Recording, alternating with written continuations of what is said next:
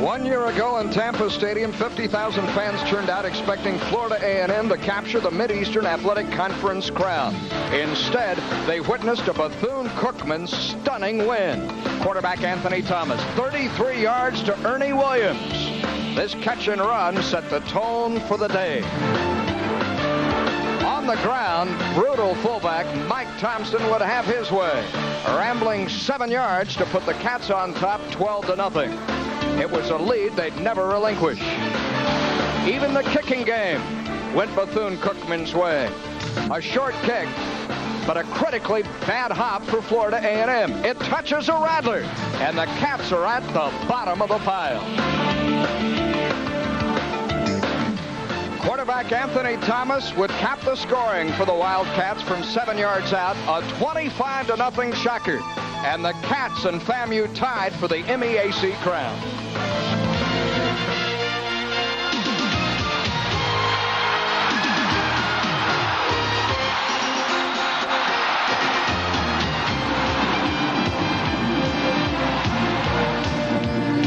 For the first time in history, the lights are on as these two teams gather here in Tampa, and it is raining too. A chilly November evening for the Rattlers of Florida A&M and the Wildcats of Bethune-Cookman College. Hello again, everyone, and welcome to Sunshine Network with former FAMU quarterback Al Chester. I'm Paul Kennedy, and Al, regardless of the fact that Bethune-Cookman comes in at 4-5 and Florida A&M is at 500 at 5-5, and they are not playing for the MEAC title. This is the kind of game, this arch rivalry. This is the kind of game, while they make two chin straps to hold those helmets on, they're going to be busting each other tonight. No doubt about it, Paul. This is that great contest that these kids have been waiting all year for. Although both clubs are about 5 or 6 players away from being 8-2 and 9-1, I think we're going to see a very intense and exciting ball game. When you talk about intensity for Bethune-Cookman College, it's best personified in their head coach, Larry Little, the living legend. No doubt about it. Larry has brought back a lot of tradition at Bethune-Cookman. He's a former All-Pro. I think he's a 5-time All-Pro, and the kids love him, and he's very excited about being at Bethune-Cookman. Offensively for the Cats, number 16, the great wide receiver Stevie Thomas, needs but 88 yards tonight to establish an all-time reception record in Wildcat history. Stevie Thomas, no doubt about it, is one of the premier receivers in the country. He's got exceptional speed. He's an exciting ball player, and we're expecting big things from him tonight. For Florida A&M, Ken Riley and company were expecting better things in 1989. This is a big game for him. No doubt about it. Again, Ken Riley was expecting to finish the season 8-2, 9-1, and be MEAC champs, but a few plays kept him away from it. Ken Riley's a super guy, very intense individual who's going to do a good job. In a white jersey tonight, wearing number 35 is Amir Rasul, and there have been very few Rattlers in Florida A&M history as good as that young man. Amir Rasul has the abilities and the potential to probably be one of the best backs to ever lead Florida A&M. He has super speed, outstanding skills, and we're expecting big things from Amir. Well, it's Rasul and Thomas, Ken Riley, and Larry Little. The 10th annual Florida Football Classic, and our opening kickoff is next.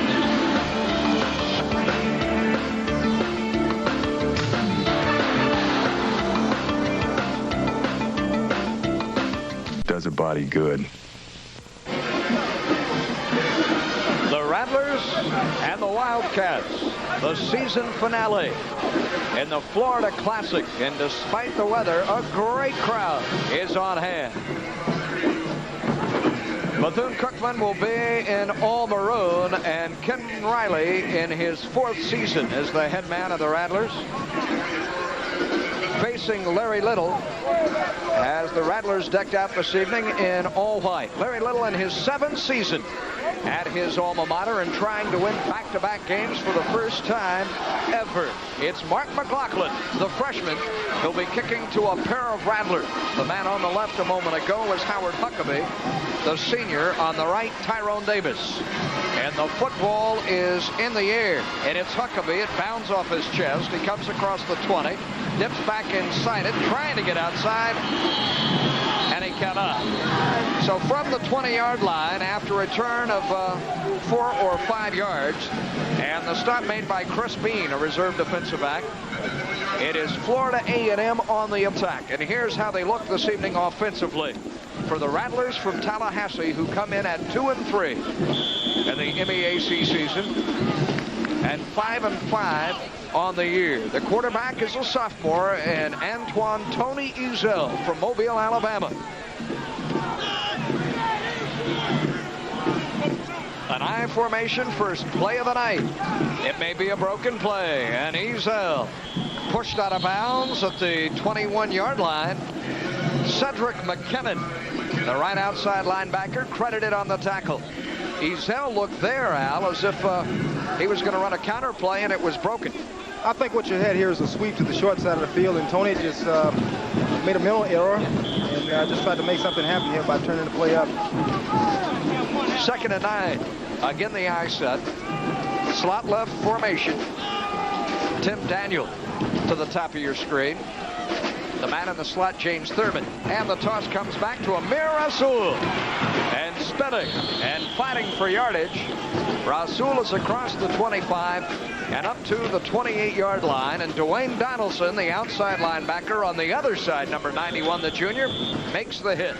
What you have here, Paul, is the same play that they ran. They were initially supposed to run the first time, and we got a lot of good movement on the line of scrimmage. And Amir Rasul made something happen by picking up 5-6 yards.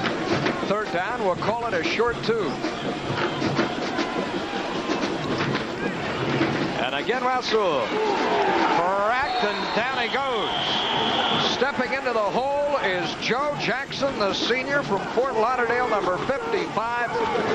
And it's 4th down time for A&M. What a hit by Jackson. I tell you, again, we have a toss sweep here to Rasul. Didn't get much movement that time. The offensive tackle didn't make a good block, and consequently we come up short and have to punt. On to handle the punting duties, number 37, Darnay Hogan, just a freshman, averaging but 31 yards per kick. He has plenty of time and hangs it very high. This is LeBron Sumter dipping inside his 30 and slipping at the 31-yard line. Down he goes. On the stop for the Rattlers is Greg Wynn, a reserve tight end from Bartow, Florida. The slippy track there, Al. It was raining fairly hard about an hour ago as Antonio Napier joins his huddle for Bethune-Cookman. Yeah, what I think you have here is the turf being slippery. This kid trying to make some shifty moves here, was unable to make a cut, and the Rattlers made the tackle. Under center, Napier, the freshman. And he wants to throw on the first play for the Cats tonight. Instead, will pull it down and stumble as he comes back to the original line of scrimmage with no tacklers around. And it's 2nd down. Napier to trigger the attack. Mike Thompson and Marty Butler are both seniors, and Sumter and Thomas are as good as they come. In terms of the interior, Michael Willis, the center, number 62, 7 of 9 weeks this year. Willis was nominated for the MEAC Lineman of the Year. That matchup between Willis at center and the nose tackle for Florida A&M, Irvin Clark, number 76, will be a great one all night long. The toss. Breaking through Mike Thompson. He has sideline. And he's out of bounds at midfield. Pushed that way by Lowell Crawford, the quarterback. Well, apparently, Paul, both clubs feel like they can run this toss sweep against each other. What Bethune-Cookman did was execute very well. They got downfield blocking by the receivers, and the running back was able to make a cut. Here you see a good close-up look. You got a toss there. The back gets around the left end. He's able to get downfield, and he had an inside block there on the defensive back by the wide receiver. Good executed play. Gain on the play of close to 15 yards. And it's 1st down at midfield. And with the first down, number 1 in Napier takes the first timeout of the night. Timeout Bethune with 12:33 showing on this first quarter clock. And he's on to talk to Larry Little. And as he visits at the Wildcat sideline, we'll step aside. No score in the 10th annual Florida Football Classic.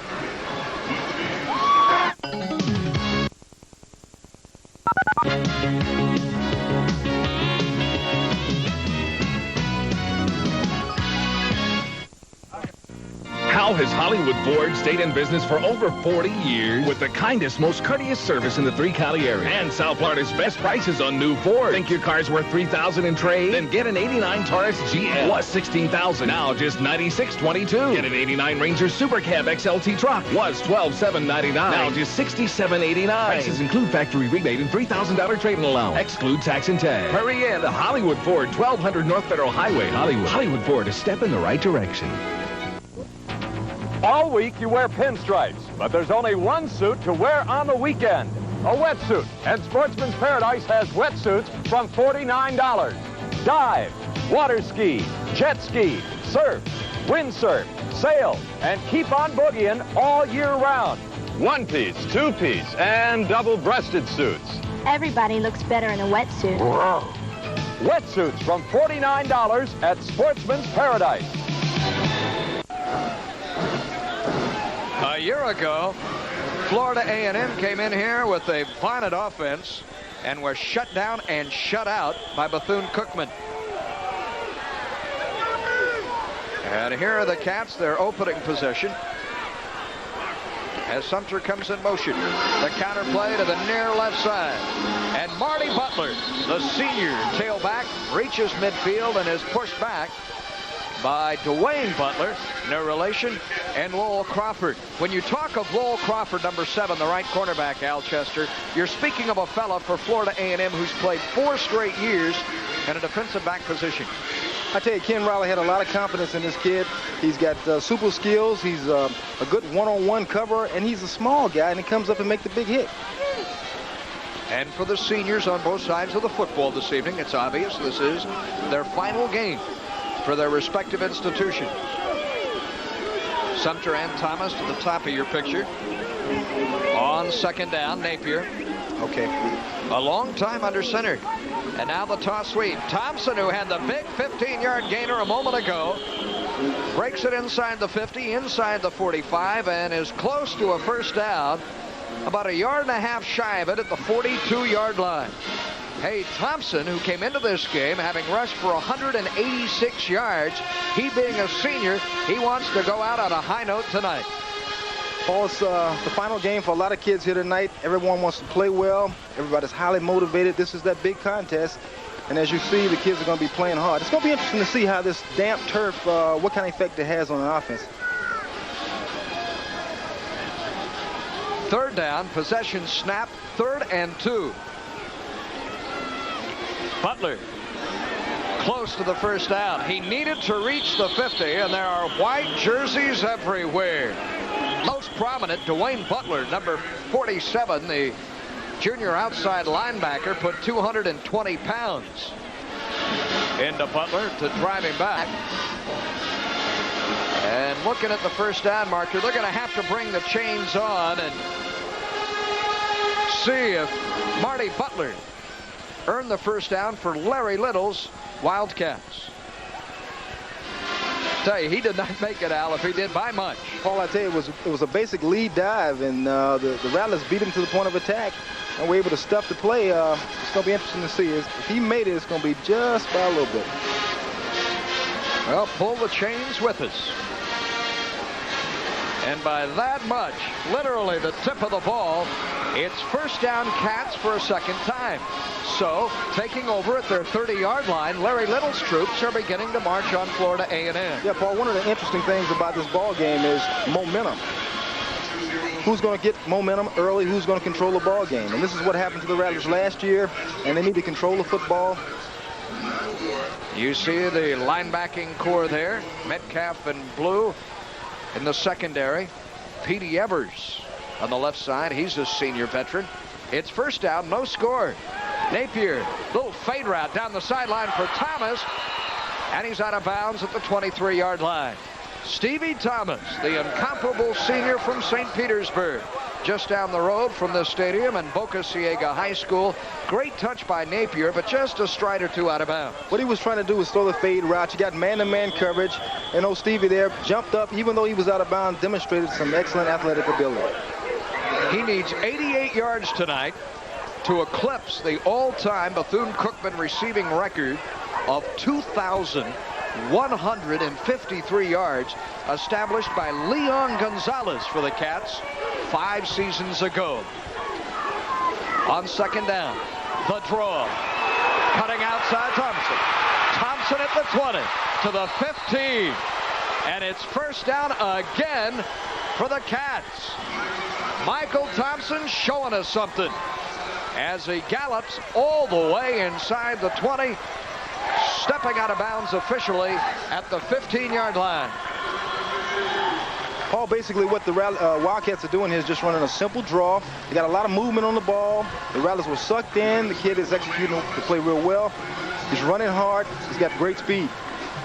And the Bethune-Cookman Wildcats right now have the momentum. Thompson by far and away our leading rusher tonight. And it's 1st and 10 Cats as they continue to march. Thompson will cradle it again. Break a tackle. And he's roughed up at the 10-yard line.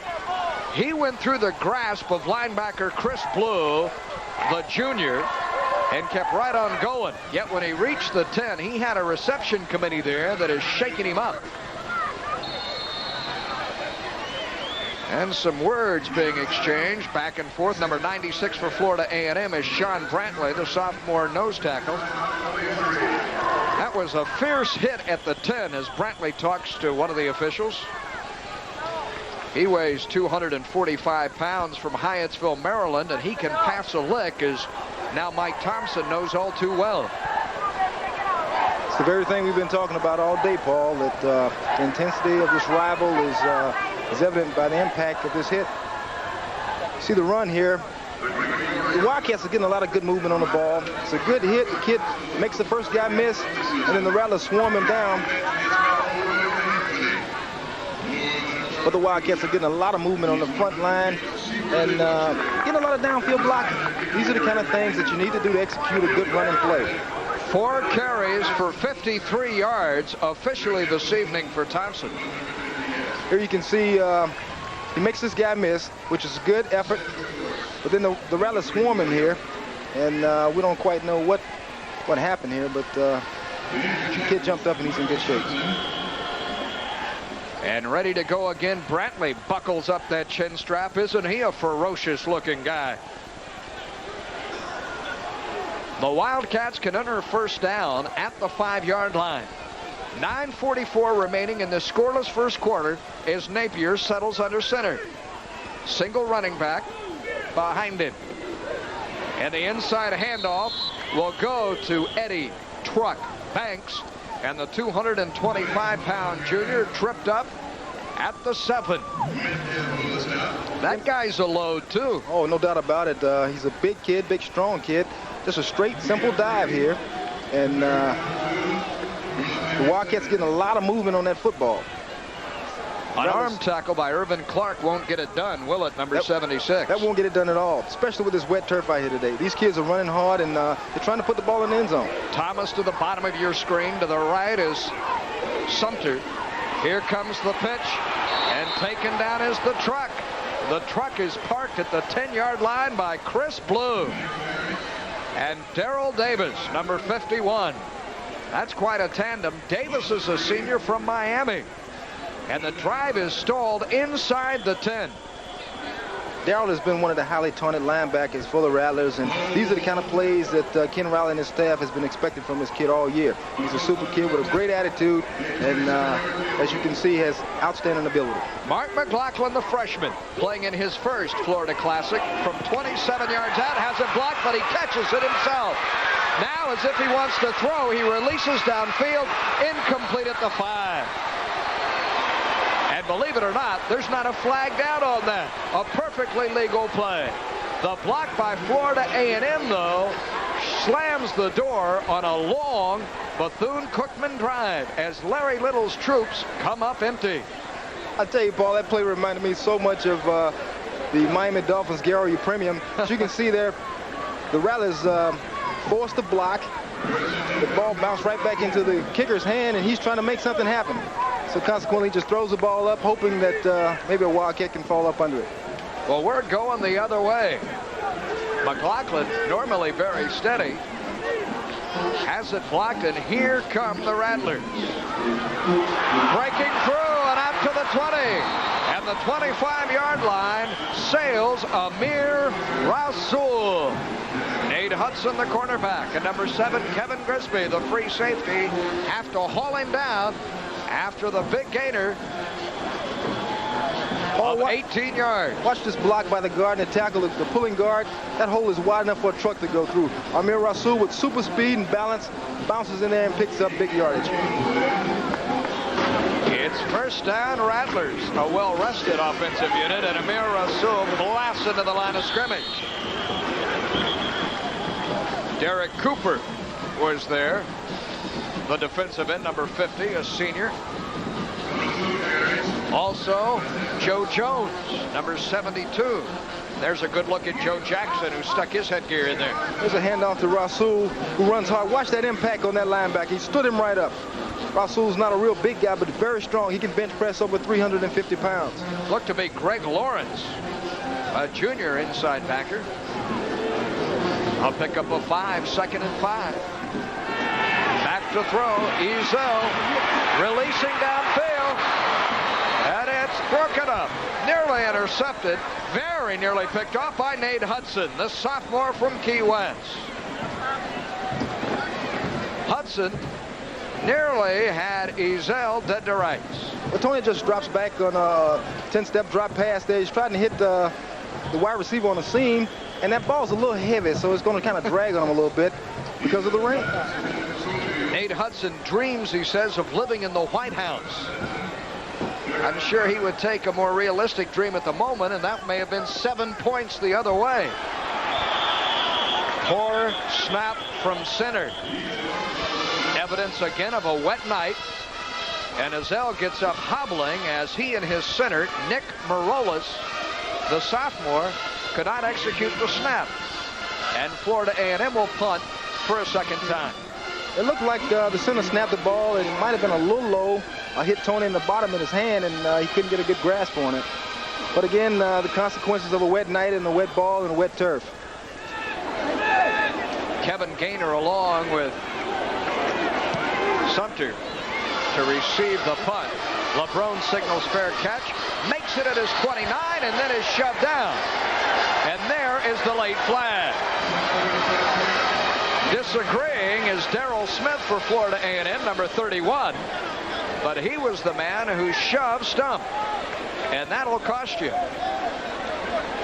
Well, Paul, I think what happened was he didn't see the fair catch.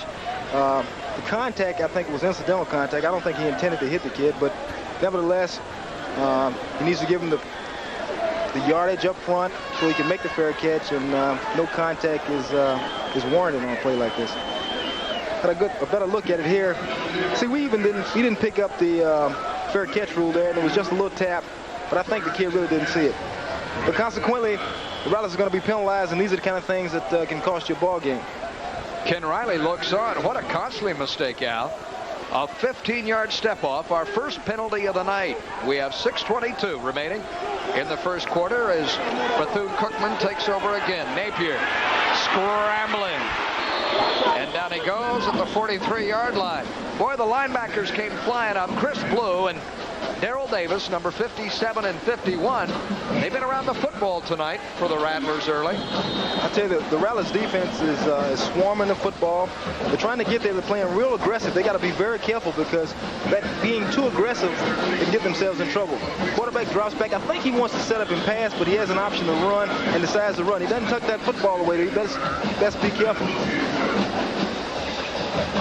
The clock is stopped as Stevie Oliver, a sophomore right guard from Putnam Hall in Interlochen High School, 6'1", 245.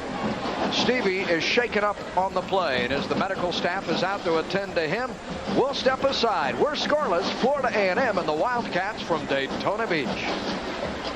A free nutrition booklet at your food stamp office. Stevie Oliver was able to leave the field under his own power. And as we resume play, no score. It is 2nd down and 11 for Bethune-Cookman on a wet, soggy night in Tampa. Napier slipping on that turf.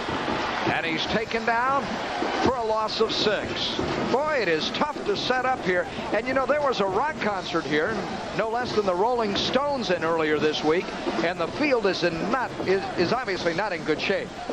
Well, the turf is soggy. It's like a sponge, and the quarterback and the receivers. See the difference in the colors in the field there is where the stage was set up for the rock concert. But this field does have some kind of drainage, but consequently, because of the rain prior to the game, quarterbacks and receivers and running backs will be slipping. Yeah, and tens of thousands of fans on the field pack that grass down. And the traction is tough. Out of the shotgun. Inside handoff. Bouncing outside Marty Butler. Marty Butler to midfield. A fine run by the Fort Lauderdale senior. Not enough for the first down. About 4 yards shy, so the Cats will have to punt. The first time tonight we've seen Napier and company out of the shotgun. Here's an inside handoff. Kid reverses field. The Rattlers are making poor tackles, and consequently picks up good yardage. William Carroll on the stop there. McLaughlin, who handles the place kicking and punting chores, boots this one. And despite the fair catch call by Tony Ezel, the ball bounds into the end zone and will be brought out to the 20 on the touchback. So, Al Chester, we've been trading punts on this rainy night by the bay. And with 4:28 remaining in period number 1, we're still scoreless as here comes Tony Ezel to the Rattler huddle. Just a sophomore is Ezel, and as you know, being a Florida A&M quarterback, it's a lot of responsibility in a program so rich in tradition. The quarterback, the Rattlers, on first down. They'll sweep the far side, and Rasul, who's been the workhorse early, drives it across the 25 out to the 26-yard line. He comes into this game with more than 1,000 yards of total offense. And only 3 other men in Florida A&M history have put together totals like that. Amir Rasul does have tremendous potential. He's a super back. He's got a super attitude. Along with that, you can't find a better kid to run the ball. Rasul tonight, 3 carries for 23 yards. It is second down and 4 from the 26. Inside Rasul. Hit as he drives it into the line by Greg Baker, the junior outside linebacker, number 18 for Miami. And down goes Rasul. There is Baker. Pretty good shot out of Northwestern High School in the southern part of this state. Both he and McKinnon at that outside linebacking position can also play in the secondary. They have great speed. These are talented athletes that Bethune-Cookman have. The kid comes up and make a strong tackle. Here you see the inside handoff. Well, the inside support there by Godfrey Story. Between Story and Baker, you got some great players. Play action.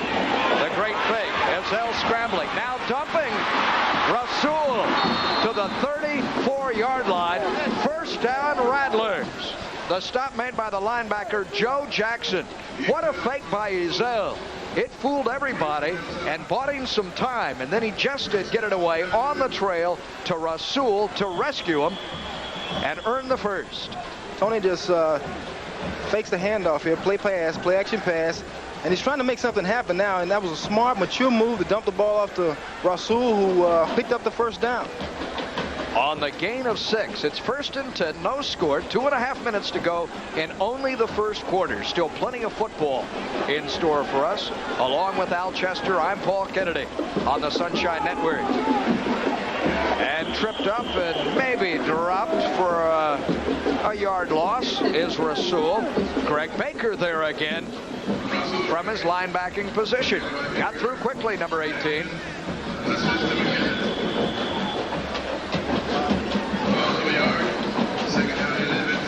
It's a good shot at the soggy turf. Makes it tough for these linemen to get out and pull. So consequently, it slows the play up, and the running backs can't get in and make the cuts and break off the blocks. It's 2nd and 11. Ezel to throw. Does so. And upfield at the 41-yard line. He has it complete. And on the receiving end is James Thurman, a freshman who touches the ball for the first time tonight. Nate Hudson takes him down. Here's Tony on a straight drop back. Hits his man on the square end. Didn't get a chance to get his feet square, but he was able to execute the play and shoot the ball where it needed to be.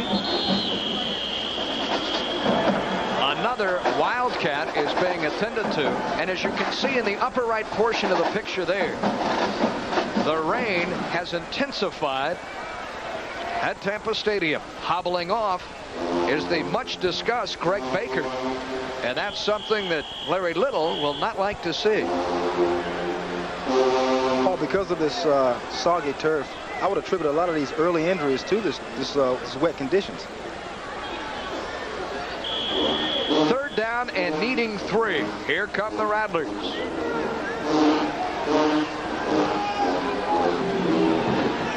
The running backs, Jonathan Jones and Amir Rasul for Tony Ezel. Looking sidelines. It's tipped at the line of scrimmage, nearly intercepted. Very nearly picked off by that man, Cedric McKinnon, and he had nothing but green grass, albeit wet grass, and white stripes between he and the goal line. Godfrey Story, number 97, now gets his hands up. Well, Tony takes a two-step drop here to throw the slant pass, and Bethune was able to break free and jump up and bat the ball down. I tell you, one of the things that these offensive linemen are going to have to do is cut the legs from these big guys and how to keep them down. To handle the punting chores, Darnay Hogan. High snap, he has to hurry, and he does get it away. It'll bound out of bounds into the Florida A&M sideline, but Darnay Hogan very nearly suffered the first block this year by Florida A&M. It's first down. Stevie Thomas and the Wildcats with less than a minute to go in the first quarter.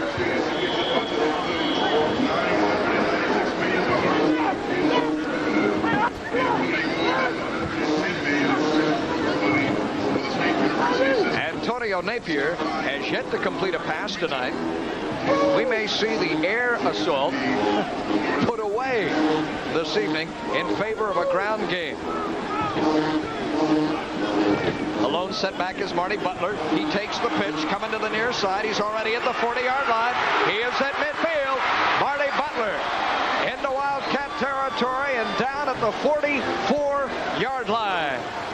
Chris Blue, the junior linebacker, hauls him down. But Butler, with that deep setup, Al, just went looking for a hole. And that's basically why you have the guy lined up deep, so he can make the cutbacks and the reads. And he's executing real well. Marty is a tremendous back who has great speed. We'll mark it as a gain of 15. And this game, although scoreless, with but 25 seconds to go in the first quarter, has been dominated, I would have to say, by the Wildcats early. Play stopped. And delay of game, the call against Bethune-Cookman, the first time this evening that the Cats have been penalized. Paul, I have to agree with you. Bethune has had the ball in the best field position. They just have been unable to score. The Rattlers consequently have been on the short end of that and actually hadn't moved the ball across the 50-yard line. This should be the final play of the first quarter as time expires. Throwing Napier, incomplete. He had 2 men in the area, was looking for Banks out of the backfield, and also there was Stevie Thomas. It's a tough, rainy night on which to throw, but Napier and company own the football. The game is still up for grabs. We're scoreless in the 10th annual Florida Classic. 3,900. USA versus USSR Hockey from Sunshine Network.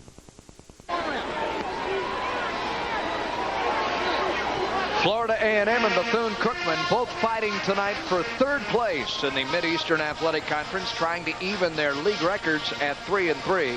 Delaware State has won the league at 5-1 in MEAC action.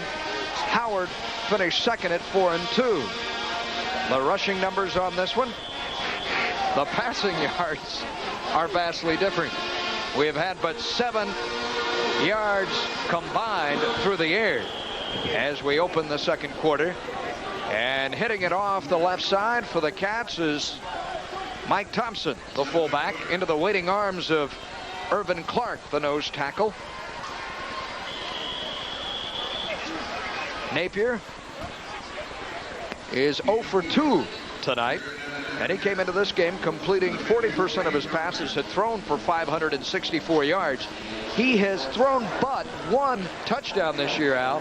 However, 10 interceptions. That's not a good number. Well, I think you can attribute that to the quarterback being young and a little inexperienced. But let him keep going. I think you'll see some things happen here. Out of the shotgun and incomplete. All the way downfield at the 25-yard line. His intended receiver, of course, Stevie Thomas. Boy, he drew double coverage there, Albert. Got isolated man-to-man. Stevie Thomas just runs an out and up. Was unable to come down with the football. But the kid has super athletic ability, super jumping ability. He's got a vertical jump that has got the scouts real excited. McLaughlin punting. And it takes a Bethune-Cookman roll. The only thing that Tyrone Davis for the Rattlers can do is watch it roll all the way inside the 15. It'll be down at the 13-yard line, so not very advantageous field position for the Rattlers in this scoreless first half.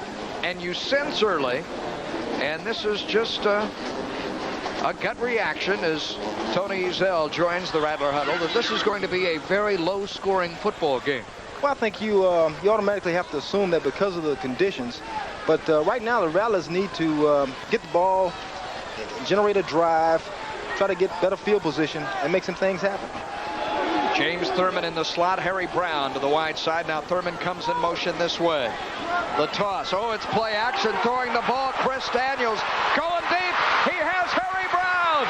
Harry Brown at the 20. Harry Brown the distance. Touchdown Florida A&M.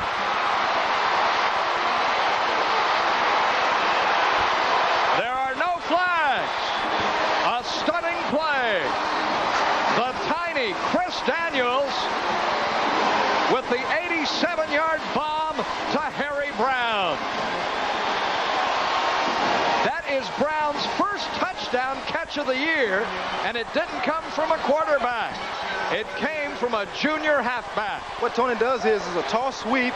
A little Chris Daniels, the last guy you would assume to be throwing the football, tosses the ball up and hits the wide receiver going downfield, who makes every effort in the world not to be run down. It's a super play. It's a little trickery. Jimmy Bertuno on to add the extra point. He's missed but 1 this year, and he's perfect. What a play. 87 yards. The tiniest man here tonight, and Chris Daniels hurls the 87-yard bomb to Harry Brown on the halfback option pass. And it's Florida A&M leading 7-0. Recall, if you will, these Rattlers were shut out by Bethune-Cookman in this stadium 1 year ago. All right, as you can see, a close look here, tossed by Ezell to Chris Daniels. Chris fakes the run and drops back and just lays it up. The wide receiver does a super job staying inbounds, maintaining his balance, and he's striding it out now. Just gutting, wanting to put that ball in the end zone. Kevin Crisby, the free safety, is fleet of foot, which means Harry Brown was really motoring down that sideline. Just as we said it'd be a low-scoring affair, Ken Riley's troops heard us. And that's a big confidence builder for the men from Tallahassee. Kid Coach Riley has added a little flavor to his attack there. Oh, Air Riley is back. Jimmy Bertuno to put this one into the air, the junior place kicker from Tallahassee. And the deepest man for Bethune is Kevin Gaynor, number 27, who handles both punt and kickoff return duties. Bethune has yet to return a kick for a touchdown this year. The ball is in the air. They're kicking away from Gaynor, and so dramatically so that Bertuno kicks it out of bounds. Will back up and do it again. Paul, because that ball has been thrown around and punted around, it's got a be about 15 pounds heavier than it was when it started. That ball is like a brick. So I assume that over the next few minutes of the game and until halftime, when they can get fresh balls out, this ball is going to be a big factor. Coming up at halftime, the famed marching 100 from Florida A&M. We'll also have the Bethune-Cookman Wildcat band here. What a halftime show lies in store. But still, nearly a full quarter of football. 13:48 remaining here in the second as Vertuno tries it again. This will be Gaynor from his 20. They fake the reverse. Gaynor, 40, midfield, 30, 20, 10, 5, touchdown!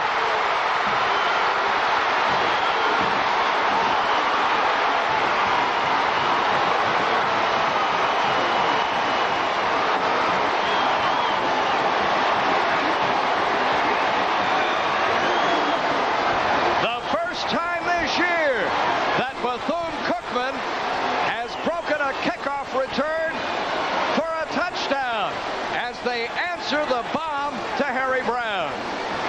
On this kickoff, Harry fakes the reverse there and just turns upfield. The Rattlers fail to stay in their lanes, so consequently the Wildcats are able to execute a perfect fake reverse kickoff return for a touchdown. He just did get into the end zone, and Mark McLaughlin puts it over the crossbar. 2 plays, 2 big scores, and it's a 7-7 football game in what is shaping up to be the most memorable of 10 Florida Classics. The tiniest man in town throws the 87-yard bomb, and Harry Brown catches his first touchdown pass of the year. And then for the first time this year, the Cats break one the distance. And then dragging tacklers, Al, he's just into the end zone. Super run by Gaynor. Outstanding execution on the Bethune-Cookman kickoff team. Kickoff return team. Kevin Gaynor, the 5'7" junior from Plant City, all of 5'7", between he and the 5'5" Daniels. You don't need to be very big to stand tall in this game of college football. I'll tell you, he executed some excellent speed, decisive move. I tell you, this football game has turned out to be just what we thought. The momentum is shifting from one ball club to the next. Bethune had the momentum early in the ball game. The Rattlers come back with a big touchdown pass to Harry Brown. Bethune comes right back on the kickoff return and shocks the whole stadium. Runs back 87-yard kickoff return. We're in for a night, folks. You better believe it. McLaughlin sends it end over end. Here comes James Thurman. Across the 30. Out to the 33-yard line. And the stop by Robert Harvey, a reserve defensive back. It's first down Rattlers. And I don't know if my heart can stand this pace. The intensity is definitely there. Both ball clubs are fired up. You don't have to motivate these folks to play this week. You know, although the records aren't what they should be or what the teams would like for them to be at this point in the season, this is their bowl game. The intensity is there. They're highly motivated, and the fans are here to be entertained, and they're going to see some good football here tonight.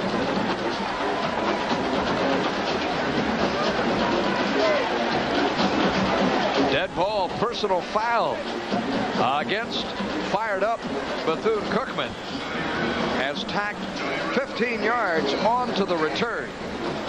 And so from the 48-yard line, its own 48, Tony Uzell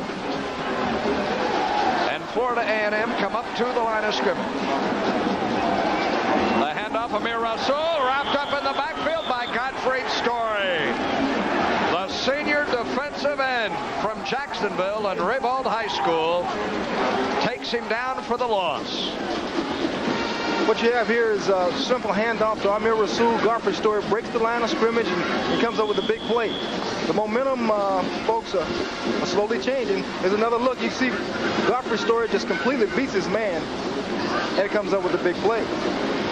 And they ran Jonathan Jones in there, number 33, to the Rattlers. There was no way he was going to block him. And now in a nice set, play action. Ezel flipping it, looking to try and connect with Rasul out of the backfield. A ball control game, but count the number of maroon jerseys that were around him.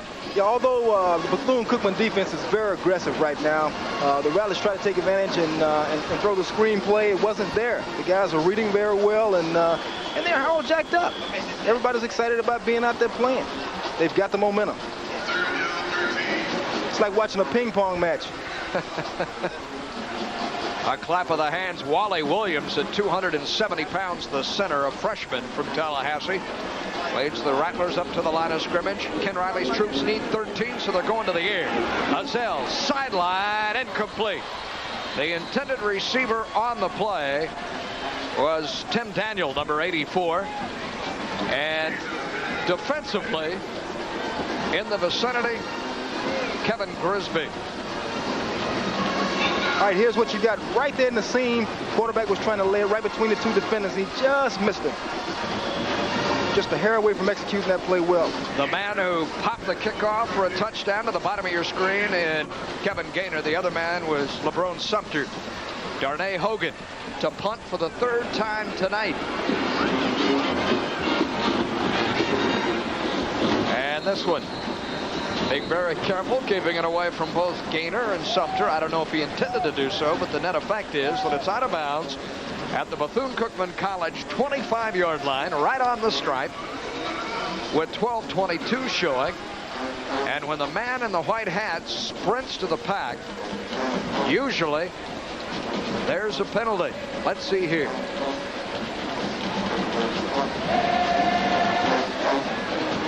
Half the distance would take it back inside the 15. Off the clip.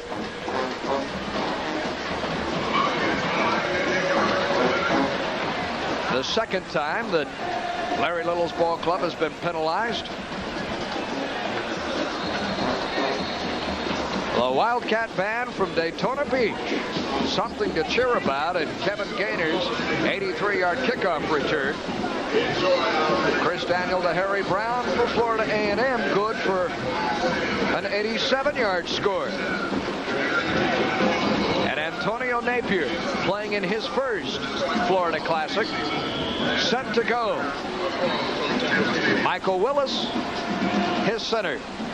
Stevie Thomas to the top of your picture. A wide receiver. Look out, the blitz is on. He loses the ball. It's a touchdown for Florida A&M. Maurice Scott falls on the football. The defensive end. Napier commits a critical mistake. Scott's first career touchdown. Watch the lick he takes out. Quarterback drops back, fakes the pitch. He wants to pass his football, but I think all of a sudden he's hit from behind, unbeknownst that Marcus Boston was on the blitz, and Maurice Scott is there to pick it up. So you really have to credit Marcus Boston with hitting him.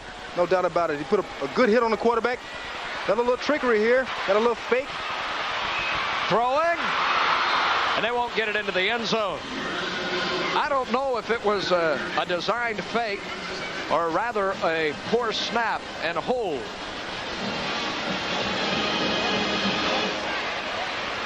Nonetheless, the scoreboard reads Florida A&M 13, Bethune-Cookman 7 on two big plays. The lick of the blitzing senior linebacker, Marcus Boston, forces Napier to cough it up. Maurice Scott, the defensive end, falls on it. And what a game this is.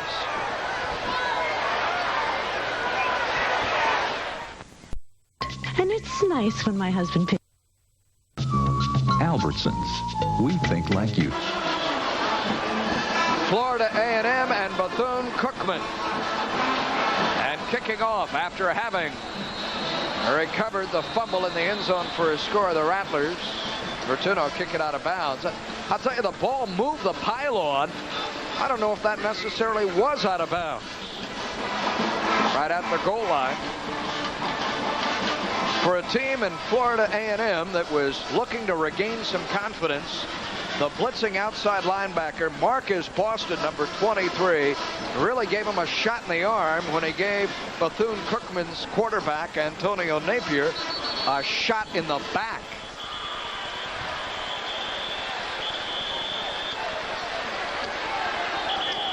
It's a touchback. Yet the ball hit the pylon. It wasn't out of bounds. The ball hit inbounds first anyway. Take another look. Take a look at this. This is the fake extra point, mishandled snap. Rattlers are trying to execute, trying to make something happen. That football is heavy, Paul, and it's hard to get a good grasp on that thing. For short executing an extra point. Well, don't worry if you missed any of the fireworks here in the first half. We'll have them all for you at halftime. And they will be fun to relive. 87 of those yards came on one play for the Rattlers. But Bethune-Cookman obviously needs to get something going through the air. Napier. Man in motion, Sumter. Turns and off the counter to Marty Butler. Butler with a big hole. First down, 30-yard line for the halfback that his teammates call Kool-Aid. From Fort Lauderdale, the 5'10 senior, Marty Butler. Eddie Metcalf, the inside linebacker, took him down. We got Napier handing the ball off to Butler, who has shown us all night he has exceptional skills. Good cutback runner. A good shot at him, 5'10", 195 pounds. They say he's an inch shy of the first down. So it's second and inches. The toss comes back to him. And cracked at the 30. He falls forward. The first hit was made by Macon, Georgia native Chris Blue, the inside linebacker. And his number 57 is going to certainly need a good wash after this one. For Blue has been all around the ball. No doubt about it. He's hungry. He's vicious. He's a linebacker who wants to make hits. And Marty Butler just demonstrated some excellent skills again. Well, he picks up the first down now. Just on pure gut determination. Blue, the leading tackler for the Rattlers, with 83 stops coming in. High formation. Thompson and Butler in the eye. Thompson, the fullback. A loose ball, and the Rattlers have it. Marty Butler could not rescue the bouncing ball as the quarterback Napier lost the handle. And now there's a fight on the field. Flags down.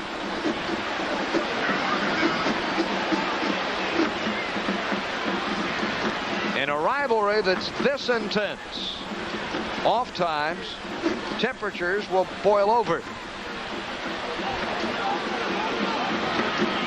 But order is being restored as you may have seen Antonio Napier, number 1, come back to the bench and try and explain why he lost the football. Paul, it's just simply like Napier took the snap from center. There's a better look at it. Just took the snap from center, and he wanted to hand the ball off and just lost control of the football. And because that ball is heavy and it bounces different ways, it bounced right between his legs, and he lost it. It appeared to be James McDuffie, number 93, who fell on the ball, the defensive end for the Rattlers. Head coach Ken Riley trying to pick up his 3rd win over Bethune-Cookman in 4 outings. Looks on, as does his counterpart. You know, Paul, Ken Riley has been probably taking a lot of flack for not appearing on the surface to be intense. I tell you, he and Larry Little both may on the surface appear they're not intense, but they're probably the most 2 intense individuals I've ever been around. And they are reflections of their ball club. As you see here tonight, both ball clubs are intense and hungry.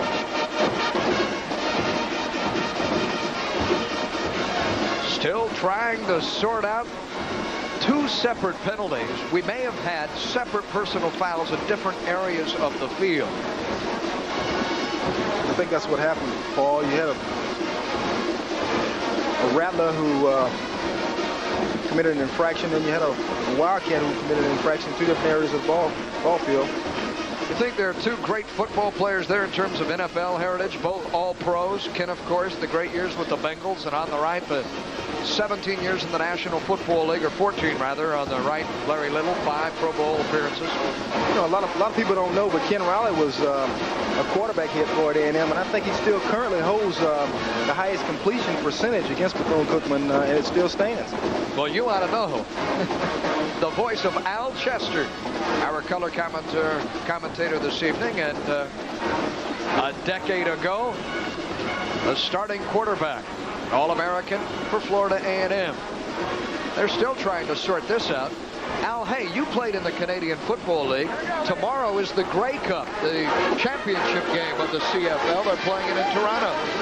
The Grey Cup is up in the Sky Dome in Toronto. It's going to be played. You're going to find some real good football in Canada. A lot of kids, a lot of quarterbacks, especially kids who aren't undersized, so to speak, for the NFL, get an opportunity to go to Canada and play and showcase their skills and talents, get a chance to play. I think Hamilton and Saskatchewan, two teams who weren't big winners when I was up there, are going to be in the championship game. The offsetting personal foul calls and a pair of ejections. We'll see if we can pick it up. First, the fumble. Napier just lost the football. He just didn't get a good grasp on it, and it bounced the other way. The Rattlers were able to fall on it. But I think upfield and in the backfield, there were some infractions by players from both teams.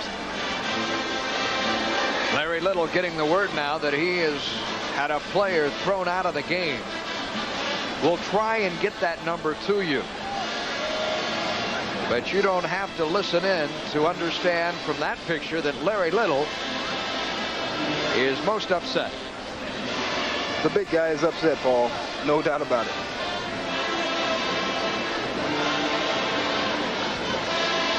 The man ejected for Florida A&M, number 96, is Sean Brantley, the defensive end. And Brantley has been asked to leave.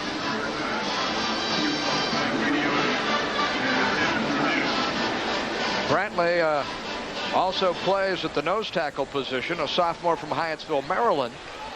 Now you see Brantley is down there, number 96, wrestling around with Marty Butler, trying to find the football.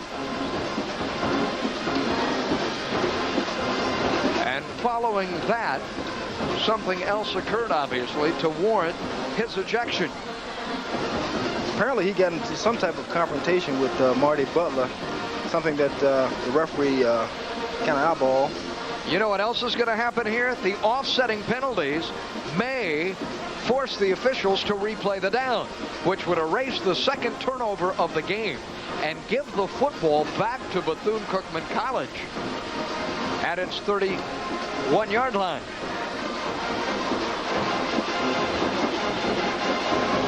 Again, the discussion with Larry Little.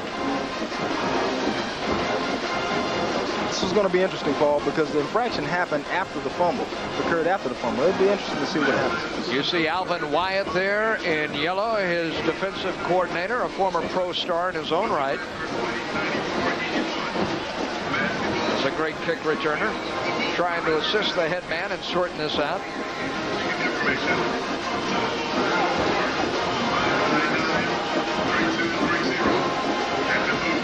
And Mr. Askew going back the other way to chat with Ken Riley.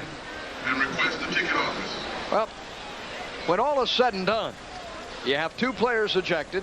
The football does not move, with the exception of the fact that it now does indeed belong to Florida A&M. And here we go.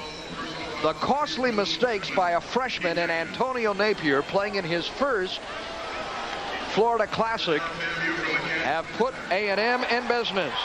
Loose ball, fallen on by Bethune-Cookman's Kevin Grisby, and the senior gets it right back for the Cats. So Izell has trouble with the handle. Turnabout fair play. I tell you, Paul, it's just like watching a ping pong game. Apparently he mishandled the snap from the center and just lost the football. Kevin Grisby, who is as good as they come and may indeed be a first-round draft choice. Excellent size at 6'3", 205, and can fly. He was right there to recover it. And despite the fact that he has committed 2 turnovers and has yet to collect a yard passing, Antonio Napier still has the confidence of his head coach. 10:50 remaining in the first half. The Cats trail 13-7, operating from their 24-yard line. Inside handoff, Marty Butler, submarined, taken down. The immediate hit by Herbert Moore, the senior defensive end, number 79 from Titusville. And from Titusville, he launched Butler like a rocket. Watch the left side here. Herbert Moore just penetrates the line of scrimmage and comes up with a big play. Super cut down, super tackle. Right at the ankles. No gain. It's a rarity when you stop Butler. That Herbert Moore is a 6'2", 260-pound senior. There is some beef up front. Second down. 3-man rush, delayed blitz. The pass floated, nearly intercepted. Lamater had the best shot at picking it off. Number 17, Petey Evers, the senior veteran cornerback, a 4-year regular, and Napier nearly suffered his 3rd turnover as he was trying to find, I believe it's his tight end, Rodney Banks. And Napier was trying to throw the ball right in the seam of the coverage there. And no, Petey came up short. That ball's a little heavy and slippery, which makes it difficult to pass and catch. Thomas, who's been shut out to the top of your picture. Sumter, the senior, to the bottom of your screen. Here comes Butler. Bouncing outside. Look out. Run out of bounds at the 24-yard line. He'll lose a yard. And that'll do it. Bethune-Cookman will have to punt. William Carroll from the secondary. The strong safety, just a freshman, on the stop. And McLaughlin to punt. And look at the rain. How hard it's falling down. Really coming down as he prepares to kick to Florida A&M's Tyrone Davis. Davis averaging 16 yards per return. McLaughlin hangs it high in the wet sky. And it will take a Bethune-Cookman roll as Davis has to get away from it. And the football is whistled dead at the Florida A&M 40-yard line. 9:45 remaining in the first half. A 13-7 football game. And we have a marker on the play. The ball may have been inadvertently touched and was all the way upfield across the midfield stripe at the 48-yard line, and the flag was used to mark that. So it touched the cap. And here come the Rattlers, 1st and 10, and looking to build on their lead. Izell turns and hands inside. Rasul for a tough yard. The initial hit by the strong safety, number 8 sophomore Willie Howard from Miami. The strong safety position now, it requires part linebacker, part defensive back. Just as we talk about, Paul, the turf, the ball, the conditions is starting to have some kind of effect on this ball game now. The game is slowing up. Kids aren't as crisp. Second down, Ezell over the middle. Great catch. Tim Daniel, the diving effort inside the 35 to the 32-yard line. The freshman from Atlanta, Georgia, stretches out that 6-foot frame for the first down grab. Just a 3-step drop here by Tony and a slant in by the receiver who makes a super catch. I saw Tim Daniels run a post corner down in Miami against Southern, and he's going to be a super receiver for the Rattlers. Daniel checks out. That was his 12th catch of his freshman year for Ken Riley and company. It picked up 17 yards. And it's first down, Ezell and the Rattlers. Inside handoff, Rasul shedding tacklers and pounding his way to the 25-yard line. Howard comes up again from the secondary. Just a handoff to Rasul. Rasul is just so tough. He's the workhorse for the Rattlers. He wants the football. If he carries the ball 20, 25 times a game, the Rattlers normally win the football game. As you can see, he's 5'10", 180 pounds, but he can bench press 350 pounds easy. A couple of substitutions now. Walter Simmons and Derek Cooper, a pair of defensive ends, leave for Bethune-Cookman. We got some fresh jerseys in there. The quick hitter inside. Power running for Stacy LeMay. And the junior fullback earns still another first down. Godfrey Story, the defensive end, made the tackle, but the quick hitter to LeMay was effective. Just a straight dive in there to Stacy LeMay. Stacy is 6 foot, 224 pounds, and he has super upper body strength. A tremendous runner who made big plays for the Rattlers all year. Here is LeMay. He's the fullback in the eye. This time he'll block for Rasul, and he springs Rasul inside the 10. LeMay had an effective block. Hudson on the stop. But LeMay with the block, and watch Rasul use it. Power dive play there to Rasul. Super block on the defensive back, and Rasul just with strength and gut and determination. He's just about an inch away from popping this big run. After a scoreless first quarter, here is Florida A&M threatening for its third score of this period. Second down, Ezell throwing on the run, wide open, Rasul, touchdown.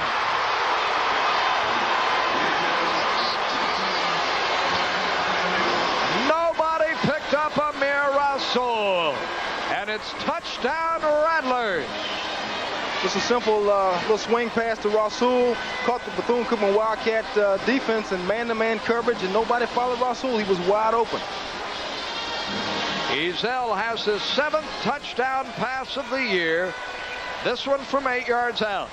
And Jimmy Verturno on to make it a 20-7 football game. He does. Ezell had a little trouble with the snap, got it down nonetheless. Timeout on the field. Just over 7 minutes to go in the first half. And you can paint this one at the moment orange and green for the Rattlers from Tallahassee.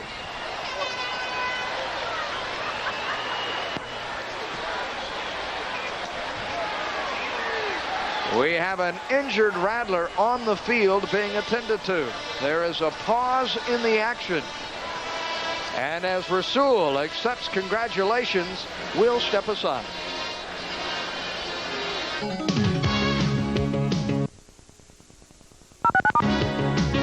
You're watching Sunshine Network.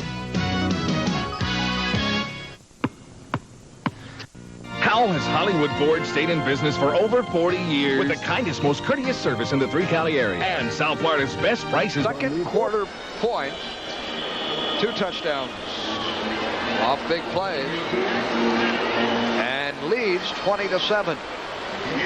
Here comes Kevin Grisby, who has an 83-yard kickoff return for a touchdown already. Out across the 30 and ahead to the 33-yard line. The drive, Al, 6 plays, 48 yards, 2.5 minutes, 2:33 officially. And Tony Ezell capping it, as you see, with the 7-yard touchdown pass to Amir Rasul. I'm sure Amir Rasul will want me to credit his offensive line of Buford, Frost, Williams, Strong, and Bates for a super job and super effort on that drive. Antonio Napier with the eye backfield behind him of Thompson and Butler. Deep handoff, Butler off the left side to the 40. A 9-yard gallop.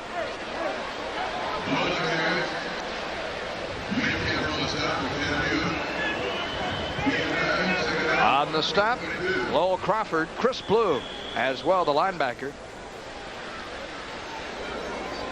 Just a straight kind of delayed draw, and Butler shows some tremendous strength and potential. This kid is just a play away from breaking one. Marty Butler, senior running back out of Fort Lauderdale. Needing a yard. I'll get a yard. You probably heard those helmets and shoulder pads pop as Mike Thompson, the South Carolina native, picked up the first down. Dwayne Butler, an outside linebacker from Miami, made the stop.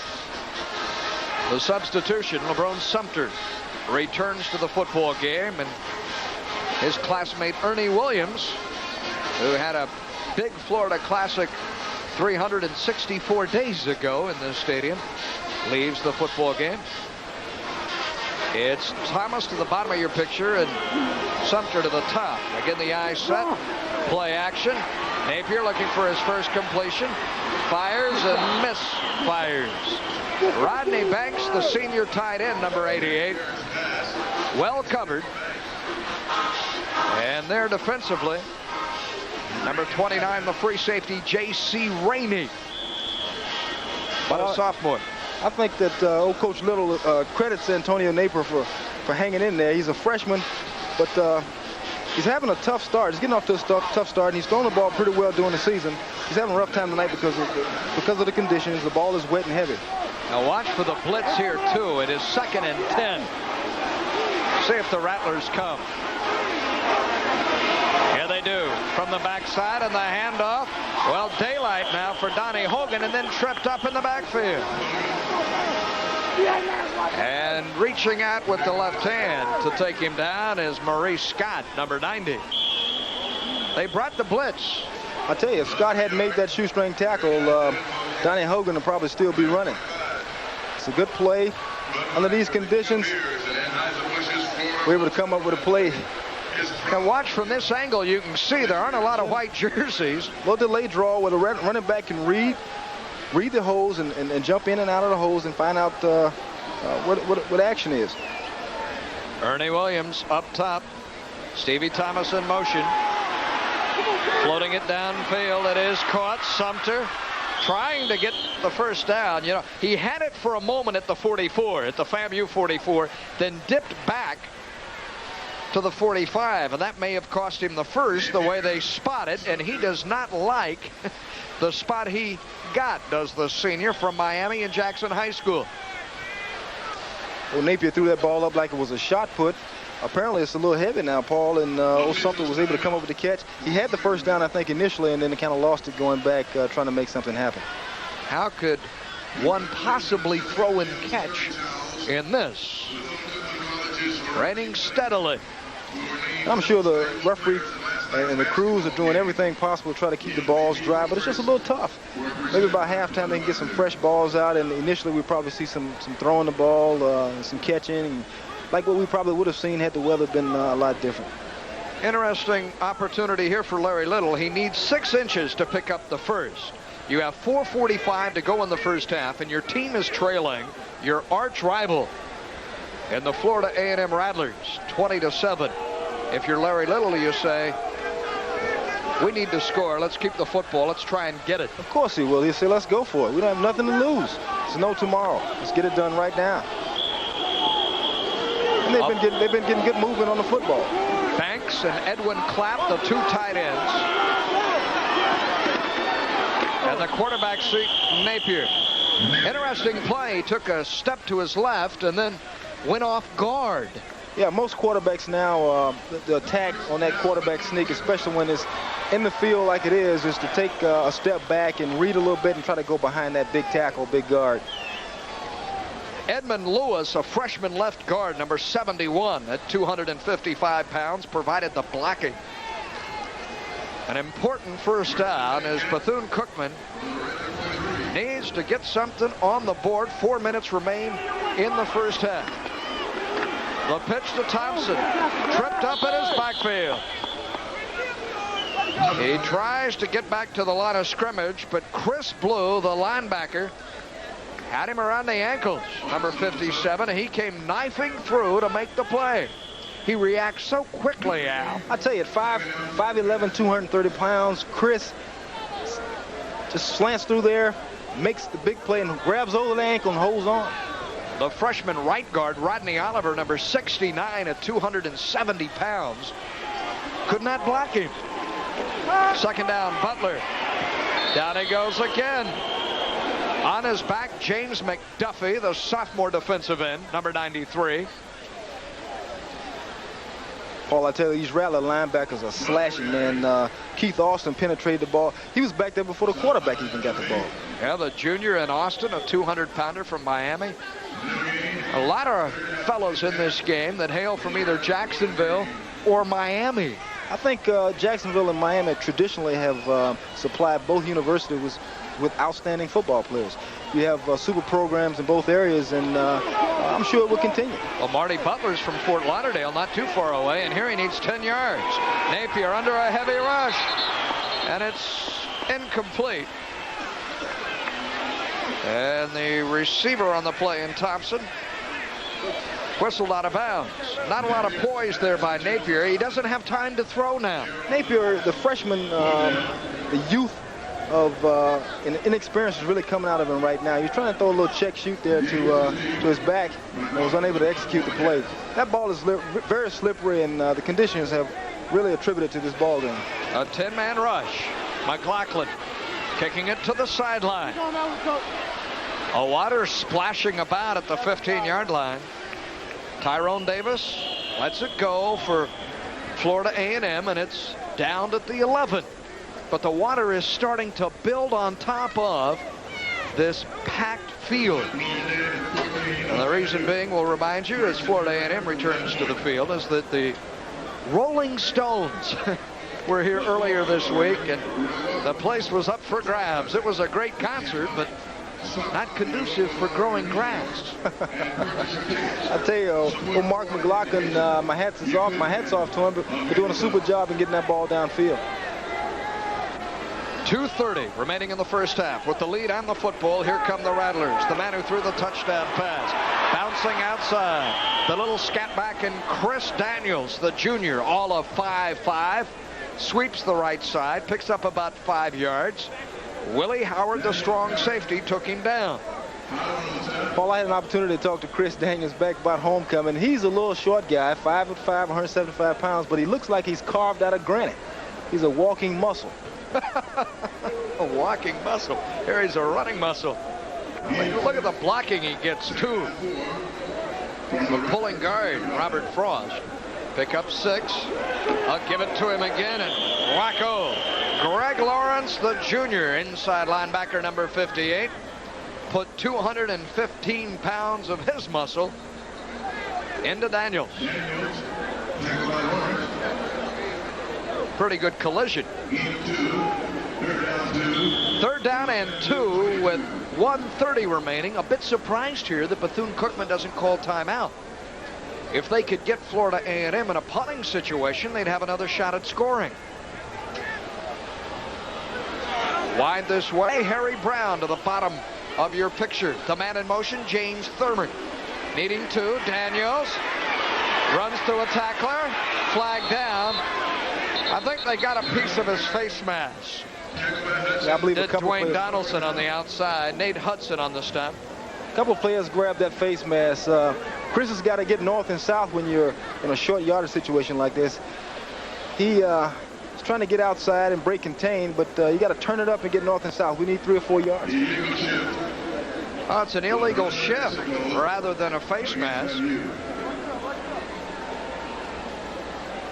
And the spot of the football left Florida A&M short of the first. The penalty is thus declined, and it's 4th down with 1:04 to go. The clock running. Still no effort by Bethune-Cookman to stop the clock. Yeah, I don't understand why Coach Little won't stop the clock now. I mean, he's going to get an opportunity to get his offense back on the field, obviously in decent field position based on all the conditions and the way the team's been punting. But he's going to let the clock wind down. And the Rattlers, I'm sure, are going to take that time about. They may even take a delay of game. I would. A 9-man Bethune-Cookman rush. That's Nick Marolis to try and snap it deep to Darnay Hogan. Hogan nearly had it blocked. And here comes Kevin Gaynor from his 40 to midfield. Lowers the head to the 46-yard line. 15 seconds, all that remain in the first half.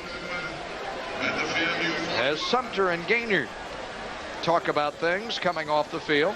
Still 2 quarters to go in this season finale on Sunshine Network. And a halftime show that's worth the price of admission by itself. With the Marching 100 and the Marching Wildcats, both bands here. And a little rain won't dampen the enthusiasm for those 2 bands. The Wildcats don't seem to have a quarterback, or they've got a new quarterback in at this time. And that man for Bethune-Cookman.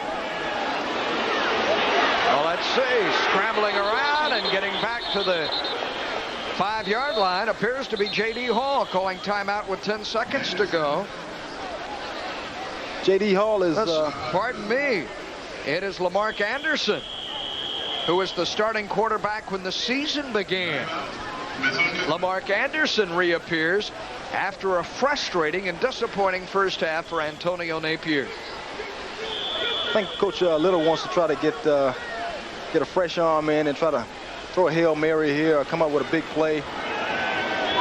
And the left-hander gunning for all he's worth. Just white jerseys there. And it's intercepted on the final play of the first half. William Carroll, the freshman strong safety, picks up his 4th interception of the season. He leads the Rattlers in that department. And well, officially there is 1 tick of the clock remaining in time for the Rattlers, Antonio Zell, to throw a bomb the other way. So onto the field, Lamarck Anderson to do one thing, and that's to use his strong left arm to Bethune-Cookman's advantage. All the Rattlers did was just play center field, and the kid came up with an interception. The Rattlers right now, if they'll be smart to just sit on this football, they got a good, comfortable lead, not try to make anything happen. Let's take this 20-7 lead in the halftime and reload the second half. Well, Coach Al Chester, that's the formation they show. He takes it on one knee. And the first half is history. And it's been one to remember. An 87-yard bomb for a score, an 83-yard kickoff return for a score, and a touchdown recorded by a defensive tackle. A lot of fireworks in 2 quarters of football, and the scoreboard reads Florida A&M 20, Bethune-Cookman 7. Hank Johnson, the athletic director of Bethune-Cookman, will be joining us as our halftime show begins right after this. And no Florida Classic would be complete without the Marching 100 from Florida A&M. For your pleasure, we go down on the field to listen and enjoy.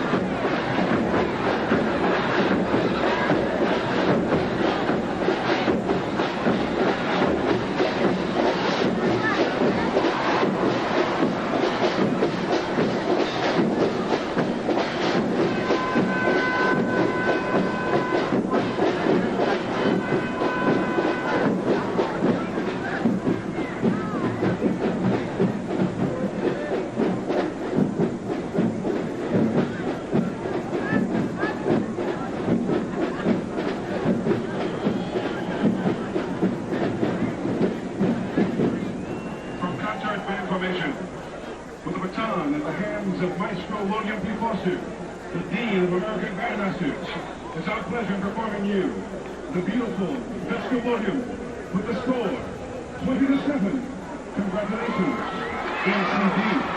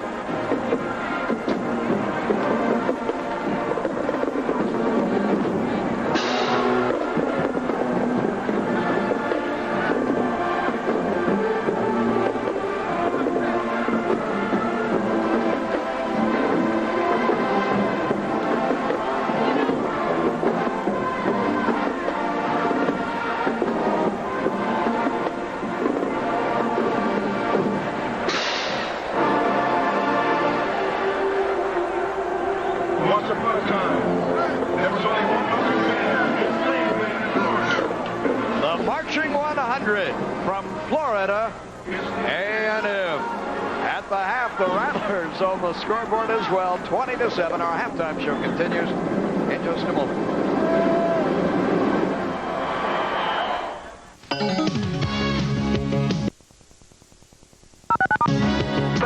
Florida Classic, and at the half, the Rattlers from Tallahassee lead the Wildcats from Daytona Beach 20-7.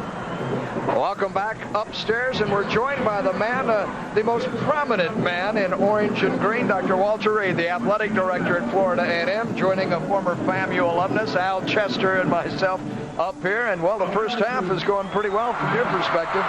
Well, we're kind of proud the way our kids are playing this half. We just hope that they can maintain the intensity that they exemplified the first half, and we can come out with a victory. You know, I'll take a 19-20 victory. It doesn't bother me as long as we win by 1 point. Al, that's what you were saying this morning earlier about this one. You'll take a win anyway. The Rattlers can get it.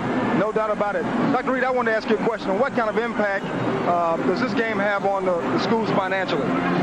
Well, when you take a look at what we budget for this ball game, it's about maybe 1/5 of our income budget, because it's a great ball game, and we depend on the revenue, and we look forward to coming to Tampa because Tampa has been good to us financially, and but it has a great impact on the outcome of our budget. And I know my kids joke with me all the time, especially my daughter Catherine.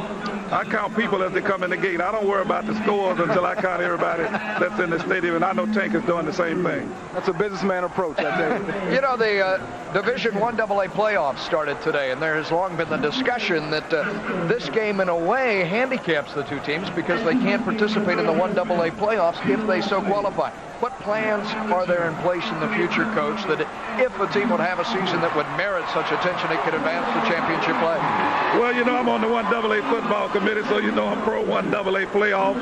I'd like to take a look at it, maybe do a study and get with Tank, and we discuss what we consider would be the financial impact of moving the ball game. I don't think either one of us could take a bath as it relates to a reduction in income. So that's one of the things that we have to take into consideration when we sit down and discuss moving the ball game. You know, if we could get a guarantee from a city that would say we'd give you so much money to play the ball game the week before, we'd be happy to consider that. But I don't think right now we can take a chance on losing the income that we get from this ball game. Yeah, the Thanksgiving Day weekend is pretty much the one that makes it go. Well, Coach, thanks for being with us. Good luck to your Rattlers in the second half. Stay dry. Thanks a lot, and it's always a pleasure to be visiting such great guys as you are. And that quarterback over there in Alchester. Thanks, Doctor. Thank you.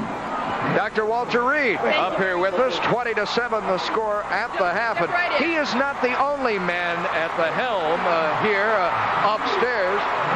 And the fact that a preeminent Wildcat is hopping into our booth now, and one Tank Johnson. And Tank, there have been some first-half fireworks, have there not? The first time this year, your Wildcats have popped one for a touchdown on Kevin Gaynor's return. Right, that looks like the old Florida Classic stuff there. You know, I remember when Bernard Hawk was in here. When we used to have things going back and forth like that. Got a second half to play now. I need to see a little bit more of that on my side of the fence. Absolutely, yeah. Mr. Young, traditionally, Bethune-Cookman has always had outstanding football players, and it's obvious that you guys try to keep all your talent in one area. You got two guys on the sideline I know definitely right now that have played professional football. What kind of impact have Larry Little and Alvin White had on your ball club? Well, quite a bit. Even prior to Larry coming back, I was looking at an old picture of a squad picture when Larry was in school. I think Larry was a freshman that year. And I was quite surprised to see that even back then, out of that squad, there were 9 guys who went to professional football over that entire squad. So we're in the state of Florida, let's face it. You know, we attract a lot of athletes from the Florida schools, and Florida's probably one of the top 5 schools for recruitment in the nation. We're fortunate that there are only 6 football-playing schools with higher learning in the state of Florida, so we get a chance to get our good stuff from the state. Outstanding. I think it's a tribute to Bethune-Cookman and the whole alumni to have Larry Little and the kind of coaching staff and the people that you have down in Daytona. Yeah, we're very glad to have Larry with us. Coach, I think it's only fair that I ask you this question. I asked Dr. Reed a moment ago, and the fact that the 1AA playoffs started this week, and the most obvious question is your thoughts on the future, that continuing to play this game on dates in which it conflicts with the start of the 1AA. If you would have such a year, and you have so many of them, that you would qualify for the playoffs, your philosophy on would you rather play this one on this particular date, or perhaps shift it so you can participate in the 1AA playoff scheme? Well, let's put it this way. I wish we could have it both ways, but we can't. There was a close vote, and we lost. Yeah. We thought that was going to be changed that date. But quite frankly, I tell you now, because of the circumstances and realizing that we could not draw this kind of crowd on any other weekend except this holiday weekend, the 1AA playoffs doesn't take precedence to me over this. So you have my answer. If they don't move, if I have anything to do with it, then we won't move either. Well, I'll tell you, if a driving rainstorm doesn't shoo 50,000 fans away from the stadium, you really have got something here. Congratulations. Another great turnout for you, We Tank. couldn't have it on any other weekend. The people have to have that time to travel the distances that they do in order for us to attract this kind of crowd. Well, here we go. Tank, thanks for being with us. All right. Tank Johnson, the athletic director at Bethune-Cookman. His Wildcats got to get back in this thing. Both teams set to come back out on the field. We'll have the second half kickoff for you right after this. And the legendary Lefty Drizel. The Red Lobster Classic. It's the right stuff.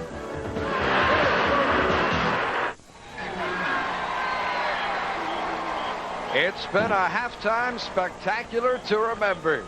The Bethune-Cookman marching Wildcat band just now leaving the field. Both teams on, and an opportunity for us as the second half gets ready to unfold to once again relive the thrilling moments from the first 2 quarters, and mainly they come from period number 2.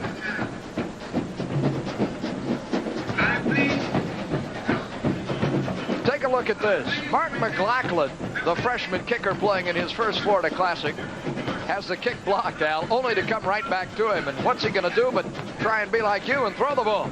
He looks like Gary Uplimium for the Miami Dolphins, trying to make something happen. That happened in the first quarter. That from 27 yards out. And then take a look at this. 5'5" Chris Daniels cranking for all he's worth. And on the receiving end, Harry Brown at midfield. Goodbye. Kevin Grisby will not be able to catch him. It's an 83-yard touchdown jump. Chris Daniels did a super job getting that ball off and getting it downfield. And the big man came up with the big play, stayed in bounds, and came up with a big score. Jimmy Bethune with the extra point. That was the first touchdown reception this year for Harry Brown. And the junior from Miami celebrated the toss from Arcadia's Chris Daniels. Only 5'5". Chris Daniels, I promise you, as he gets the big hug there, will be telling folks for decades to come about his night in Tampa Stadium. And then moments later, the ensuing kickoff for the first time this year, Bethune-Cookman pops it. There goes number 27. There he is. Kevin Gaynor. He's gone off to the races. Kevin made a fake the reverse, came up with the big play on the kickoff return, the ensuing kickoff return, and took the momentum right away from Florida A&M. The extra point was good, and then watch. Antonio Napier blindsided by Marcus Boston. He coughs up the football, and it's recovered by Florida A&M for the touchdown. Maurice Scott with 6 points. Ken Riley's defense has been blitzing this freshman quarterback all day. Came up with the big play here and comes up with the fumble and touchdown. The extra point was missed for that reason. It's a soggy field tonight. You see the water that's piling up at the goal line? That's in the south end zone of Tampa Stadium, the end zone to which the Rolling Stones had erected their stage, and the crowds had packed down this grass. So it's been a slippery evening. Tony Ezell here flipping out of the backfield. Amir Rasul capping a nearly perfect first half for him. On the receiving end of the score, you add the extra point, and as the second half gets set to go, 20-7 up in lights. So look at the first half numbers, and the passing yardage, the biggest difference, that 88-yard jaunt for Florida A&M. The majority of the 122 there, and only 10. The one pass, Napier to LeBron Sumter for Bethune-Cookman in this first half. Turnovers really stung the Cats. Penalties have really not been a major factor. Well, Paul, the big factor in this ball game has definitely been the conditions, the weather, the rain, the heavy football, and the momentum changing hands. I think the fans are going to be in for an exciting second half. The Bethune-Cookman Wildcats are down, so I anticipate Larry Little to come out of his hat with everything to try to score some points and change the outcome of this ball game. Well, his offense has had the big play. His defense has scored, although the kicking game has let him down. 20-7 the score.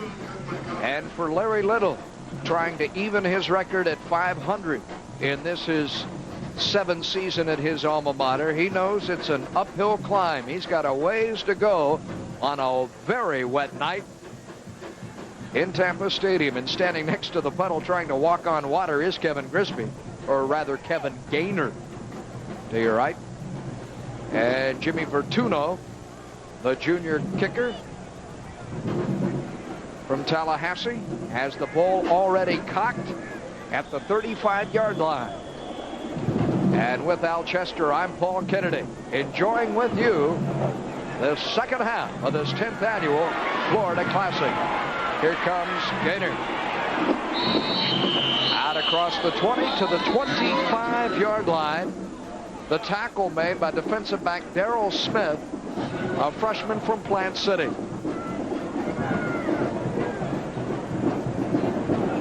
And the most interesting note here is the fact that Antonio Napier, who did not finish the first half, is back under center. You recall that Mark Anderson replaced him to throw those 2 desperation passes as time expired. Coach Little obviously has a lot of faith in Napier, and he's getting a lot of experience out here in this Florida Classic. Mike Thompson, the senior, is the fullback. Marty Butler, the tailback. Fading the motion, Sumter. The pitch comes this way to Butler.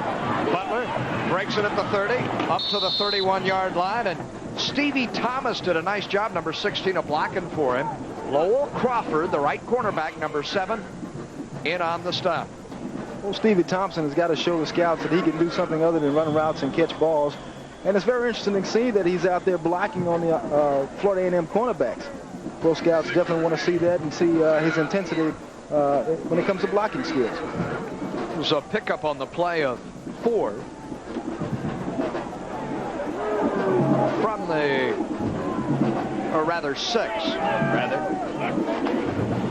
Inside handoff. Thompson tripped up as he shot through the hole. Herbert Moore, the senior defensive end from Titusville, number 79, with the tackle. A hole was open for a minute, and then Moore put one of those big shoulders. Look how big he is. One of those big shoulders into it. I'll tell you, Paul, Bethune-Cookman is getting movement on the line of scrimmage, just like Florida A&M's offense is. However, they're inconsistent. One play they get big movement, the next play they don't. Sumter to the top of your screen. Bottom of your picture was Stevie Thomas. The pitch comes to Thompson. Good block. Thompson 40, sidelines 45, and a hard shot to drop him on his backside, delivered by William Carroll, the strong safety, with an emphasis on strong. William Carroll coming up from his strong safety position, made a big hit. You see the quick toss here. Got a good inside movement, good block. Here comes a big strong safety, Carroll. Good hit. Takes him out of bounds. A gain of 11 ended by Carroll's tackle. He's from Mobile, Alabama, and trailing 20-7, opening drive of the second half, and there is movement prior to the snap of the football. You're going to have to keep a towel on the ball now on nearly every snap. And you see movement by Herbert Moore, who had lined up over the center, Michael Willis. Saying, what did I do there? I thought the center had moved and Willis shifted his shoulders, so I was jumping. There's no excuse for a big guy to be sitting right on top of that football to jump off sides. He did not start at the nose tackle post, but is playing it right now. On first and short, well, 1st and 5 becomes 2nd and about 7 as Donnie Hogan, a sophomore halfback, is dropped for the loss by Irvin Clark. Clark is shifted over to the tackle position. Donnie Hogan, playing for Bethune-Cookman, graduated from Tallahassee's FAMU High School. That's an interesting story there for a kid with this kind of talent to get out of Tallahassee. I guess Coach Riley's staff can't scoop them all up out of Tallahassee, but this kid is a homegrown Tallahassean and is doing a super job for the Bethune-Cookman Wildcats. 2nd and 8 officially. Sumter right. Stevie Thomas, who's yet to catch the football, wind to the left. Napier wants to throw, guns it over the middle, and it's incomplete. He threw it behind Rodney Banks, the tight end, inside the 40-yard line, and Carroll had a chance at the interception. So Napier, obvious to all of us, is struggling to throw the ball. He has completed but 1 of 11. Make that, pardon me, 1 of 8 officially. And it's 3rd and 8. One thing about it, Paul, he's tenacious. He's coming back with it, and he's going to keep throwing it until he hits one. And he's going to operate here, Al, out of the shotgun. Oh, it's over his head. All the way back to the 24, and he falls on it. Willis, the senior center, shot it right past him. That was a rocket that flew by Napier's head. And the big loss on the play. As you can see, the center just snapped the ball too high. That's probably one of the things. He's trying to do everything right because of the conditions, and consequently he's doing too much and gets a bad snap off, and Bethune-Cookman is going to have to punt the ball out of there deep in their own territory. It's a loss of 21 yards on the play. McLaughlin punting. We may have a return. Well, look out. But for a moment we do. That's Michael Willis, who had made the poor snap, and trying to atone for it, he hustles downfield and lassos Tyrone Davis. No one's more frustrated than he is about that poor snap. Oh, I tell you, Michael Willis, 6'2", 265-pounder from Brunswick, Georgia, is the center for the Wildcats. Oh, Tyrone Davis, wide receiver, 5'9", 170 pounds from Atlanta, Georgia, made a gutsy play. And on the punt, it is 1st down from the 37-yard line for Florida A&M. Tony Azell. Inside handoff, busting through. Stacy LeMay LeMay across midfield and into Wildcat territory inside the 45 to the 41-yard line. The free safety, Kevin Grisby, on the tackle. Just a reverse handout here, straight dive. Good run by LeMay. Good movement on the line of scrimmage. And covers that football up right at contact. He's 6 foot, 224 pounds. Big guy. A gain of 23 yards on the play. At the 41-yard line, leading big, 20-7. Again, LeMay takes the ball, cradles it, and fights his way inside the 35 to the 33-yard line. Off the left side, Robert Frost, the left guard, at 255 pounds. And Terry Buford, the left tackle, at 280. Opening some holes. So that was Kwame Kilpatrick, number 70, pushing people back over there. Wally Williams, the center, got out there as well. Now to this side. Daylight. Amir Rasul to the 20. 3 successive snaps. Evan Toney on the tackle. And that's a gain of 13. In 3 plays, they've come 43 yards, have the Rattlers. The lead dive here to Rasul. Rasul breaks outside, gets good blocking there from his guard, turns the play up. But if it wasn't for the poor traction, Rasul may have been off to the races. Amir has rushed for 64 yards this evening, the junior. And on first down, at the 20, Rasul hit and falls forward back to the line of scrimmage and then kicks. Dwayne Donaldson, number 91. The tempers are starting to flare a little bit, Paul. These guys from Bethune are a little frustrated, and of course A&M is fired up and they're moving the ball. They got the momentum, and the guys from the Wildcats, the home team, are a little frustrated. You saw the kicking foul against Dwayne Donaldson. That will cost Rasul 15, and I bet Larry Little saying, why don't you throw him out of the game? I'm sure he is. He's upset because of the call that was made earlier. It's up to the referees to keep the game clean. It's a good, football is a violent game played by violent people.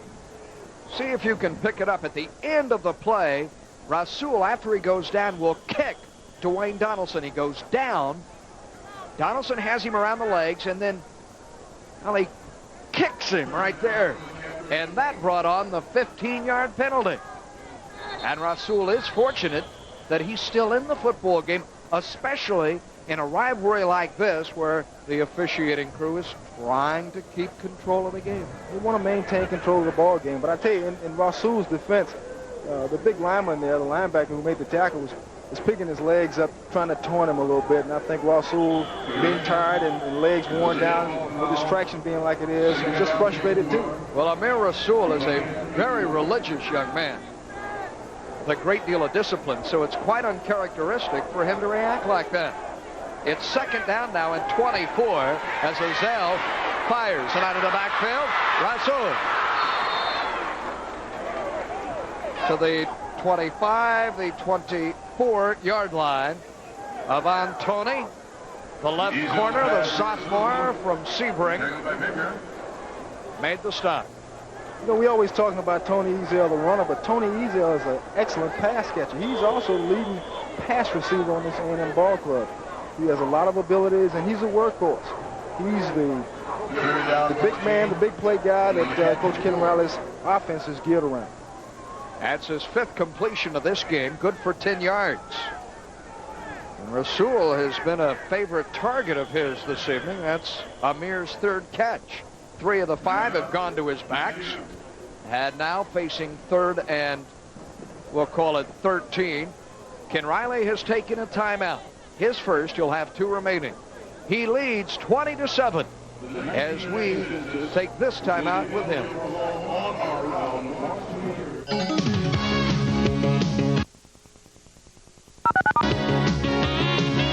You're watching Sunshine Network. Hello, everyone. I'm Hottest head-to-head rivalries. There's one great hit after another in a scheduled jam with key intra-divisional rivalries. the season reaches its grand finale when the fastest, strongest, and toughest gather for the Pro Bowl. The All-Pro team of Mike Patrick and Joe Theismann bring you the head-to-head excitement of Sunday Night NFL, live on ESPN.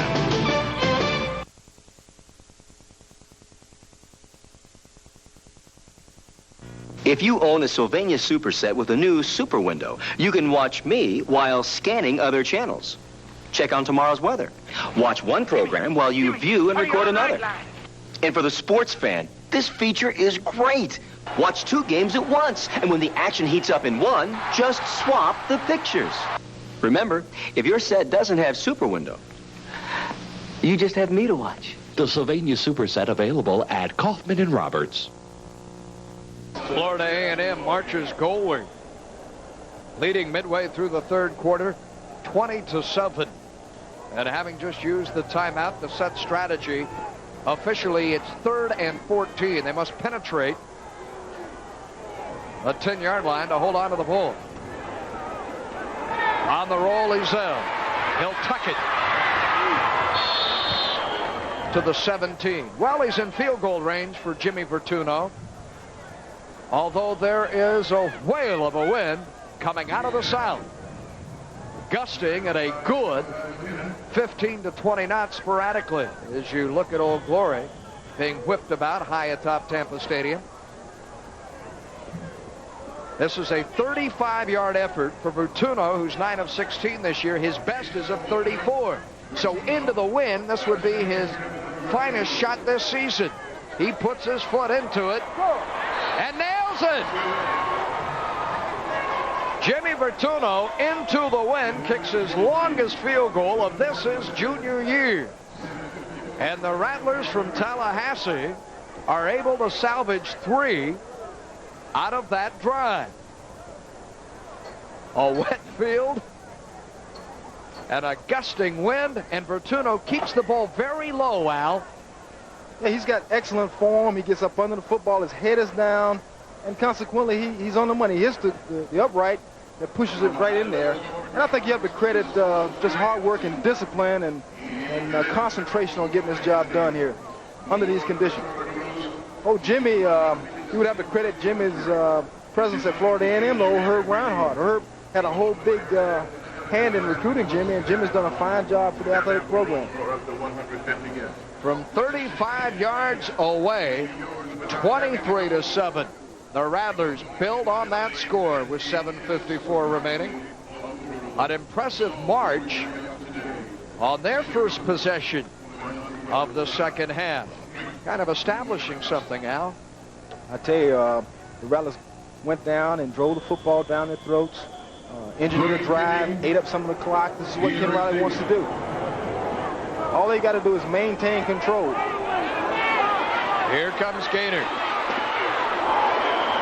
Taken down on a solid tackle at the 28-yard line by Brian Bostic, a reserve defensive back from Largo, Florida. There's Brian. Brian came up with a big hit that time. He filled a lane that apparently looked vacant. On a kickoff team, the guys are taught to run down in lanes, and there was about 2 lanes that were wide open, and I thought the Bethune-Cookman player was going to break that one for a big run, and he came up with a big play. We have a new quarterback. You see him, number 12, and freshman J.D. Hall. And it's Hall who hands to Marty Butler. And Butler slips past the 30 to the 32-yard line, and Urban Clark, the defensive tackle, makes the stop. Hall, 6'1", 185 from Lee High School, and this his freshman year. Has thrown for 321 yards in spot duty this year, 3 touchdowns, and 4 interceptions. He is 25 of 46, 54% through the air. On in relief of the starter, Antonio Napier. Under a rush, he goes sideline, and Stevie Thomas finally is on the receiving end of a Wildcat pass. It takes him nearly 3 full quarters to get the football, the fabulous Stevie Thomas. It's not a bad little pass there from the freshman J.D. Hall to Stevie Thomas. Just a little stock route, and J.D. got the ball out there. I think Stevie might have hurt his shoulder a little bit on that play. Oh, J.D. comes from a fine program, a solid high school program at Lee High School in Jacksonville, Florida.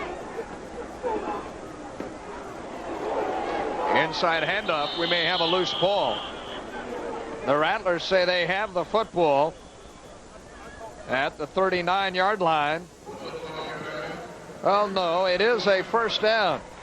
There were people pointing in every direction. The ball may have come loose. Andre Reagan, a left tackle at 260 pounds, offensive lineman, fell on it. We take another look as Butler got hit pretty good. And yeah, the ball did come out. And Reagan, the offensive lineman, recovered it to keep Bethune-Cookman in business. 1st and 10. Hall to throw. 7-step drop. Throws incomplete. Intended for Thomas and broken up nicely by Lowell Crawford. A battle of battle-tested veterans. I'll tell you, Paul, what Bethune wants to do is get the football into their ace's hand. He's a guy that can make the big plays, and all night he hadn't touched the football at all. So J.D. has come in with a mission to try to get the ball to Stevie, and Stevie's got to try to make something happen. 2nd down and 10. On the sweep, this is Hogan. And Hogan out to the 41-yard line. Wrestled down by Irvin Clark, number 76. Clark is a bodybuilder and a member of the ROTC brigade at Florida A&M. He's from Quincy, Florida, and he is a brick wall at that nose tackle spot. Watch this good lateral movement by the Rattlers defensive line. I tell you, although Bethune is getting good movement on the football, the Rattlers are relentless with their lateral movement. And with the turf being as it is, it's kind of tough to turn upfield and turn north and south. 3rd down and 8 out of the shotgun. Hall, look out, in trouble, swings it out of the backfield. The pass is caught by Mike Thompson, and Thompson has his face mask grabbed at the 39-yard line. William Carroll came up to make the stop, but unfortunately for the Rattlers, he got Thompson's face mask. There was no way that Thompson was going to earn the first. Well, wait. I thought it was a face mask call. I'm wrong. It's a clip the other way.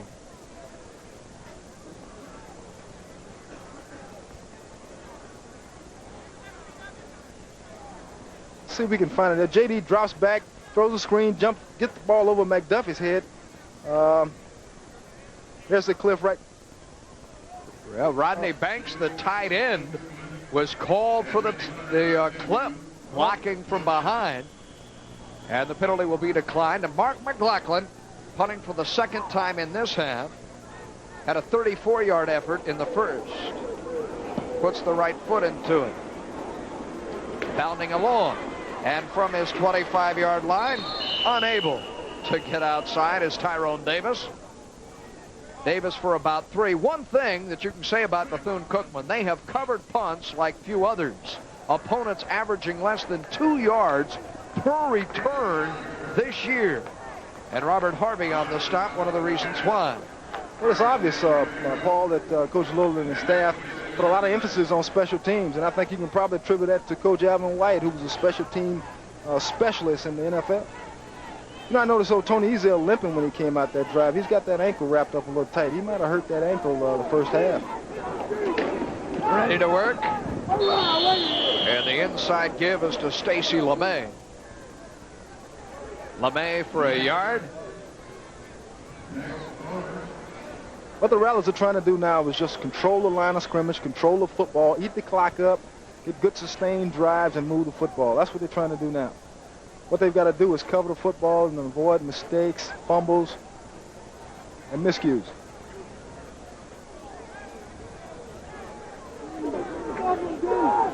Four minutes and 15 seconds to go in the third. Rasul up to the 32-yard line for Amir. Joe Jackson, the linebacker for the Wildcats, on the stop again. You take Willie Gallimore, Tony Barber, and Ice Williams. Those are the only 3 guys that have ever gained more yards than that man for Florida A&M in the illustrious history of the program. That's some outstanding company. No doubt about it. I played with Ike Williams, and We used to call him Shake and Bake because he could move. He could get it done. 3rd and 4. The blitz on. Hit as he releases, and the pass is incomplete. The intended receiver on the play was Greg Wynn, the tight end, but a determined pass rush by Bethune-Cookman swarmed under Ezell. I tell you, Paul, that play kind of has me a little puzzled because it looked as if they had a screenplay on and the back wasn't there. The offensive line just kind of let their people go. Hogan kicking again to Gaynor and Sumter. Gaynor bounces back. Flag goes down at the 30-yard line. The big hit. And we'll see what the flag is about. The tackle by Darrell Smith. Referee James Askew headed this way. They did not give him the 2-yard cushion. Interference, the call.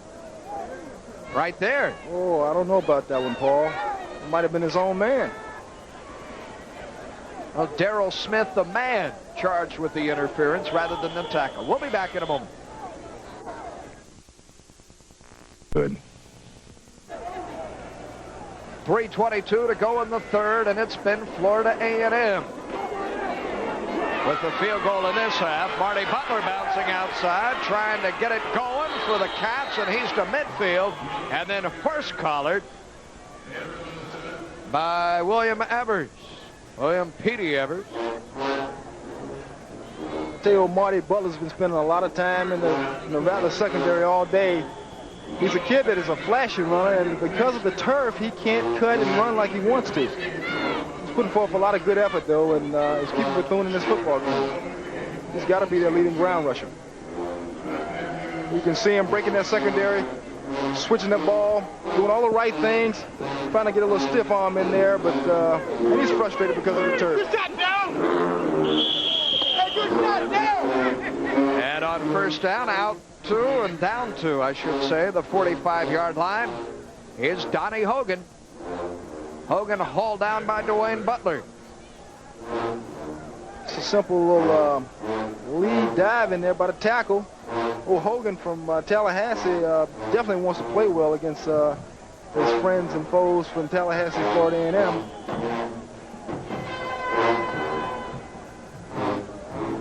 Second down and 6. All ready to work after wiping his hands, trying to find a dry spot on that towel. The deep drop, throwing off his back foot downfield for Thomas, and it's intercepted. Picked off by Lowell Crawford.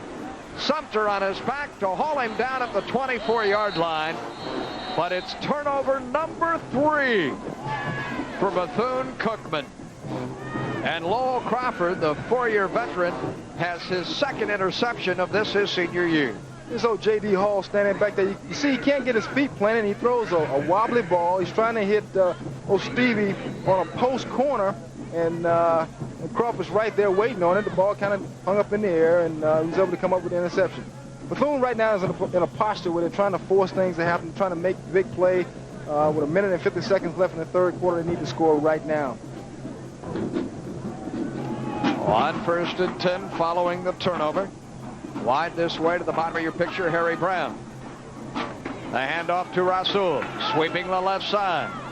Rasul taken off his feet by Greg Baker, the outside linebacker, number 18. Baker made a lot of tackles at the start of this game, and then the Rattlers were a bit more effective at containing him. Well, I tell you, Paul, you know, he's at that cornerback out there, and the Rattlers were running outside with sweeps and tosses, and he comes up and forces real well, make a good tackle, shoestring tackle on Rasul, and had he not been there, Rasul would still be running.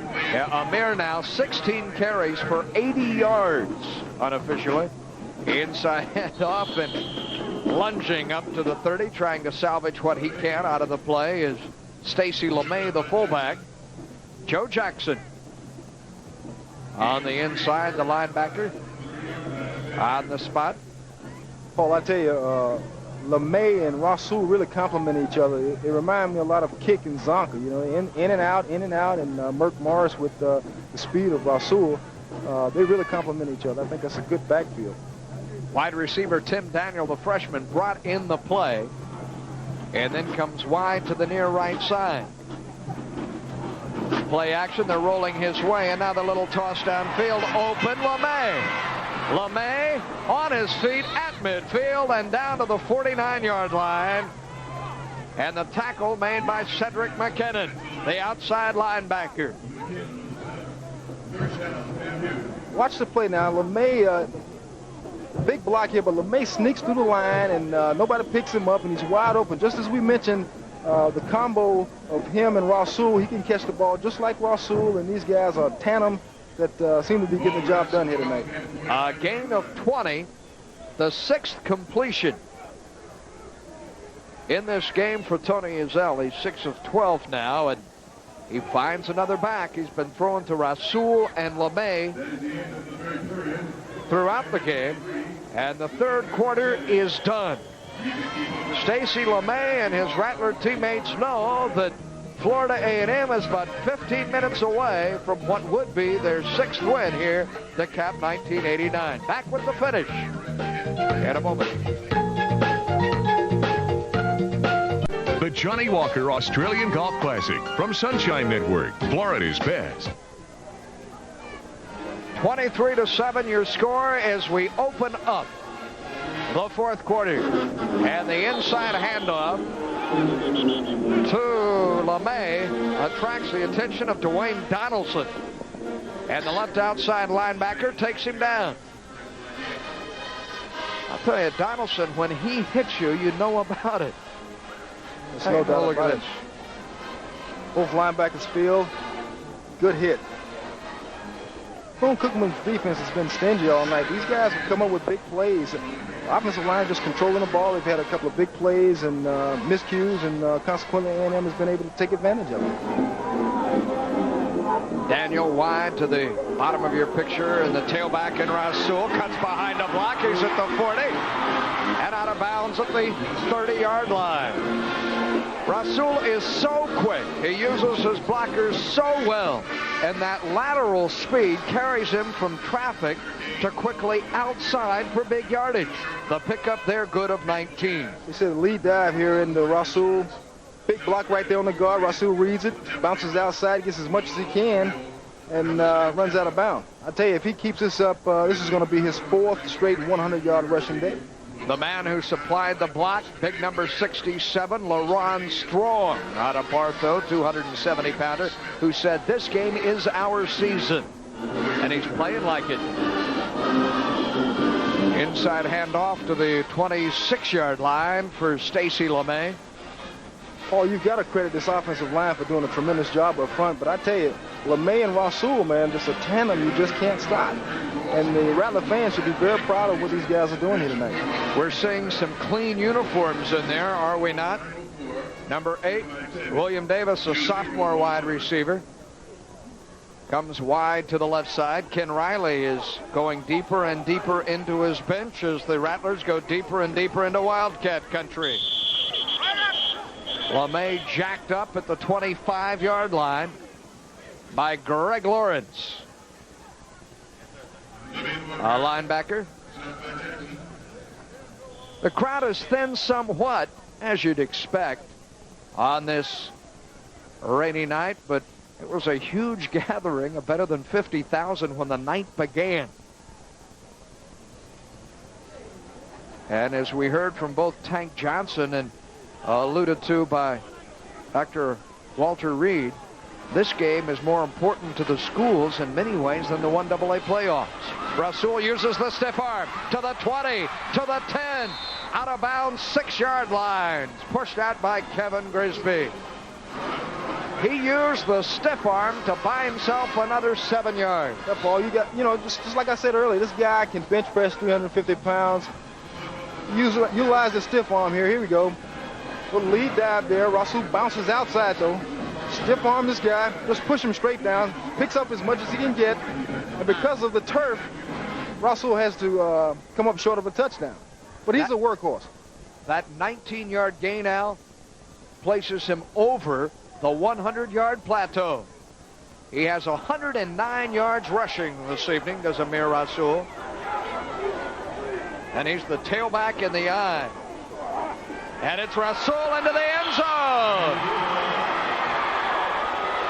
Rasul scores his second touchdown. And this one is blown open. 29-7. A gaping hole on the right side. Watch the guards and the tackle. Watch this trap right here. Number 66. Boom. Oh, a truck could ride through that thing, man. This is his 4th consecutive 100-yard game. Amir Rasul. Robert Frost, the pulling guard, left him a path less traveled. And the extra point by Jimmy Bertuno is good as well. We're at the 30 mark for Rasul. And climbing. It's Florida A&M in a big way in Tampa Bay. The kickoff by Darnay Hogan, taken by LeBron Sumter. And Sumter comes to the near sideline, loses the ball, but it rolls harmlessly out of bounds. Marcus Boston stripped it free. That's the same Marcus Boston that turned this game around when he blindsided Bethune-Cookman's Antonio Napier and turned a fumble into a touchdown. I'll tell you, Paul, the intensity is still turned up. These guys have not quit. There's 12 minutes left in this football game, and the game's not over. It's not over till the fat lady sings, and she hasn't stood up yet. We've had plenty of music, though, and you can hear in the background the band's still going. Marching 100 and the Marching Wildcats as well. To the bottom of your picture, Stevie Thomas. It's been a frustrating night for him. To the top of your screen, LeBron Sumter. J.D. Hall going to the air. Finds his tight end at the 27 in Rodney Banks, who is promptly greeted by reserve linebacker Keith Austin. J.D. takes a drop back here, fakes, play action pass. One hits the tight end in the flats. Good solid hit by the linebacker. Comes up, boom, good hit. Looked like a tackle drill on a Florida A&M practice field. It sure did. They gained 4 on the play on 2nd and 6. The handoff is to Marty Butler. And Butler, who's been one of the few bright spots for Bethune-Cookman this evening, is across the 30 to the 31. Inside linebacker Eddie Metcalf makes the stop. Oh, Butler's chewed away at some 90-plus yards against the Rattlers, and he's had an interesting night. He's had his hands full. He's obviously the workhorse for the Wildcats, especially here tonight with not having a passing attack. And Butler has had a big night. Hall pitches it back to him again. Butler fighting through tacklers. Has the first down. He too is going to enjoy a 100-yard rushing performance.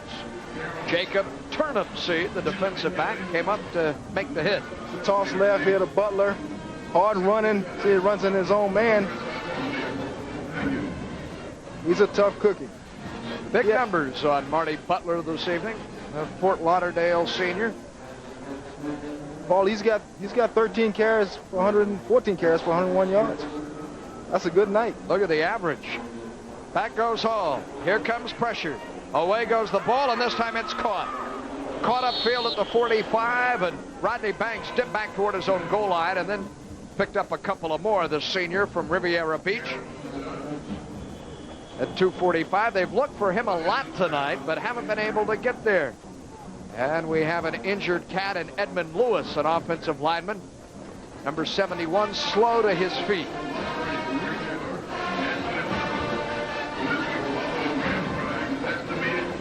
Lewis will be replaced by a freshman, Duran Potter. A number of youngsters for Larry Little in his pet position, offensive line. And I would imagine if you can play offensive line for Larry Little, there's something special about your heart and love for football. There's no doubt about it. You know, Larry Little being an all-time, five-time All-Pro at offensive line, you've got to expect big things from those guys. The inside give to Michael Thompson, and there's not much there. He needed but 2 to earn the first. Hoover, or check that, Darrell Davis, outside linebacker, made the stop. Who do you think they're pulling for, Albert? There's no doubt about it. They've got to be hard-nosed Rattler fans, man. Sit through this rain. Spoken like a true Rattler. Al Chester. Thompson. He did not get there. In no way, shape, or form did he earn the first. Chris Blue was there, and Jeff Patton, a seldom-used freshman defensive lineman, number 98, got a piece of him, too. Paul, I tell you, these Rattler linebackers have been tenacious all night. That's all we've been calling. That's all we've been making all the tackles, these linebackers. These guys are tough. And a lot of them will be coming back for Coach Riley's 5th year, and he's expecting big things from these folks. That was Eddie Banks, the truck. And this time, it's Marty Butler, and no way. In fact, he loses the football, and it's recovered by Florida A&M and a linebacker, Dwayne Butler. As you were saying, the linebackers have been a point of strength for Florida A&M and have left Larry Little scratching his head with the way to get around them. No doubt about it. They're getting great lateral movement. They're coming up making big hits, slashing through these lines. And obviously, you know, they got an advantage. They've got the momentum. But they're getting the job done. And it's a shame that the Rattlers have to finish the season probably 6-5 here tonight. Because I know they're 4 or 5 plays away from being 8-2 and 9-1. It's a good ball club. That is the 4th turnover this evening suffered by Bethune-Cookman College. And here we go the other way. And it's Pat Redding, a sophomore fullback, on the carry. At the same time, the Bethune-Cookman Wildcats have a young ball club, and I'm sure Coach Little is going to have these guys fired up again next year. A new quarterback, junior Ron Jackson, 5'10", 180. Under center. He's from Jacksonville. Here is the pitch. And it comes back to Chuck McDuffie this time, number 36. You have a new backfield, Pat Redding, 34, Chuck McDuffie, 36. And we'll have fresh jerseys all over that offensive unit for Ken Riley's troops, including that man who has thrown for 499 yards and 3 touchdowns in this his junior year. Well, Rod Jackson from Jacksonville has come in on spurts and sparked this ball club. He's come in and thrown 2 or 3 touchdowns to get guys going, to get the team going. This is going to probably be Rod's last football game as a Rattler. Although he's classified as junior, I think he lost a year of eligibility somewhere down the road. We have a dead ball personal foul call against Florida A&M. It takes him back 15. And despite the score, the marching Wildcats continue to celebrate at least the festiveness of the occasion. This annual 3-day festival here in the city by the bay. The fans have been here for days. The cheerleaders have. Last night, Florida A&M won the basketball encounter between the two schools. Rattlers got off to a good start, defeating the Wildcats by some 13, 14 points. 94-81, the final there. Terry Giles scored 33 for the Rattlers. Reggie Cunningham, the MVP, although he collected only 14. It is 3rd down and 20 following the penalty. Jackson pitches, and on the reverse, we're going the other way. And it's Tyrone Davis rolled into his own bench by William Howard. It took out a couple of coaches, too. Failed to reach midfield. And on 4th down, swing. You'd expect the punting unit to come on the field. Penalty marker lying at the 40.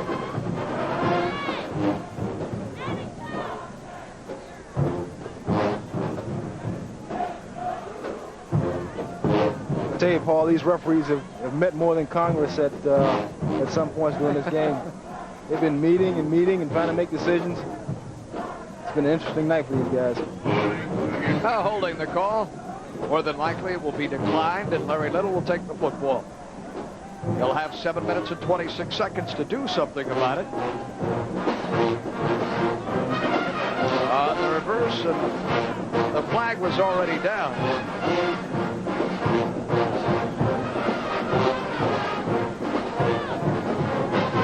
Somebody reaching out, grabbing a jersey as they headed the other way.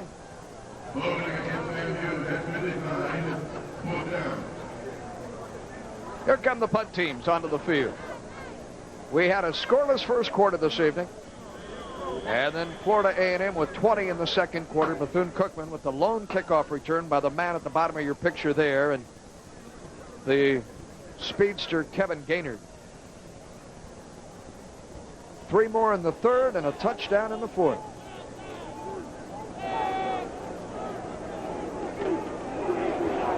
A bad snap. A rush on. Yanking it down. Darnay Hogan. He's in midfield. Hogan out of bounds 45. Not enough for the first down as he takes the big leg. Kevin Gaynor, normally a return man, had to be the tackler here. Hogan pulled it down when his blocking broke down. It was a good snap. He had to run for his life. Got pressure from the left side. You know, he still had an opportunity to punt the football had he chose to, but I guess with the conditions being the way they are, he decided to go ahead and get what he can get. Well, he gained on the play. 15 yards. 15 yards, 15, 16 yards, but not enough for the first. J.D. Hall out of the shotgun, goes sideline and skips it up, incomplete. The intended receiver, his tight end, Rodney Banks. Rodney Banks figured prominently in the game plan for the Wildcats. They just have not been able to execute that game plan. They've gone to him on numerous occasions this evening and come up empty. I think the big tight end and see J.D. drop back here to hit the big tight end in the flats. He's lucky that the linebacker can get out there and pick that ball off. What Bethune wanted to do was come out and execute their passing attack and showcase their top receiver. And because of the conditions, weren't able to. Thompson on the draw earns the first. The big gainer of 12 yards across midfield and down to the 43-yard line. Clyde Montgomery, a linebacker, on the stop. And that penalty will be declined. They'll take the play, will the Cats. It becomes a matter of holding on for 6.5 minutes for Ken Riley, and certainly a cause for desperation for number 12, J.D. Hall.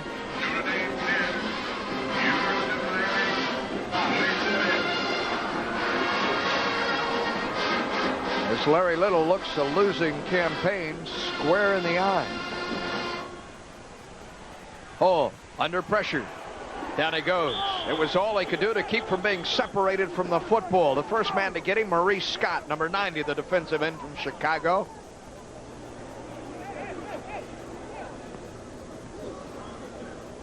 Penalties, as you see, really not that much of a factor, although we did have a fight in which 2 major personal foul calls were not stepped off, but 2 players were ejected.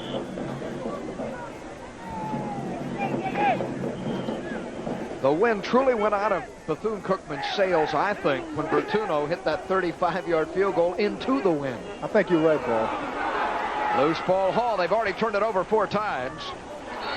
And unable to handle the bounding ball is Eddie Banks, who could never get focused on it, the junior running back. Tank has a pair of arms on him, doesn't he? Well, I'll tell you.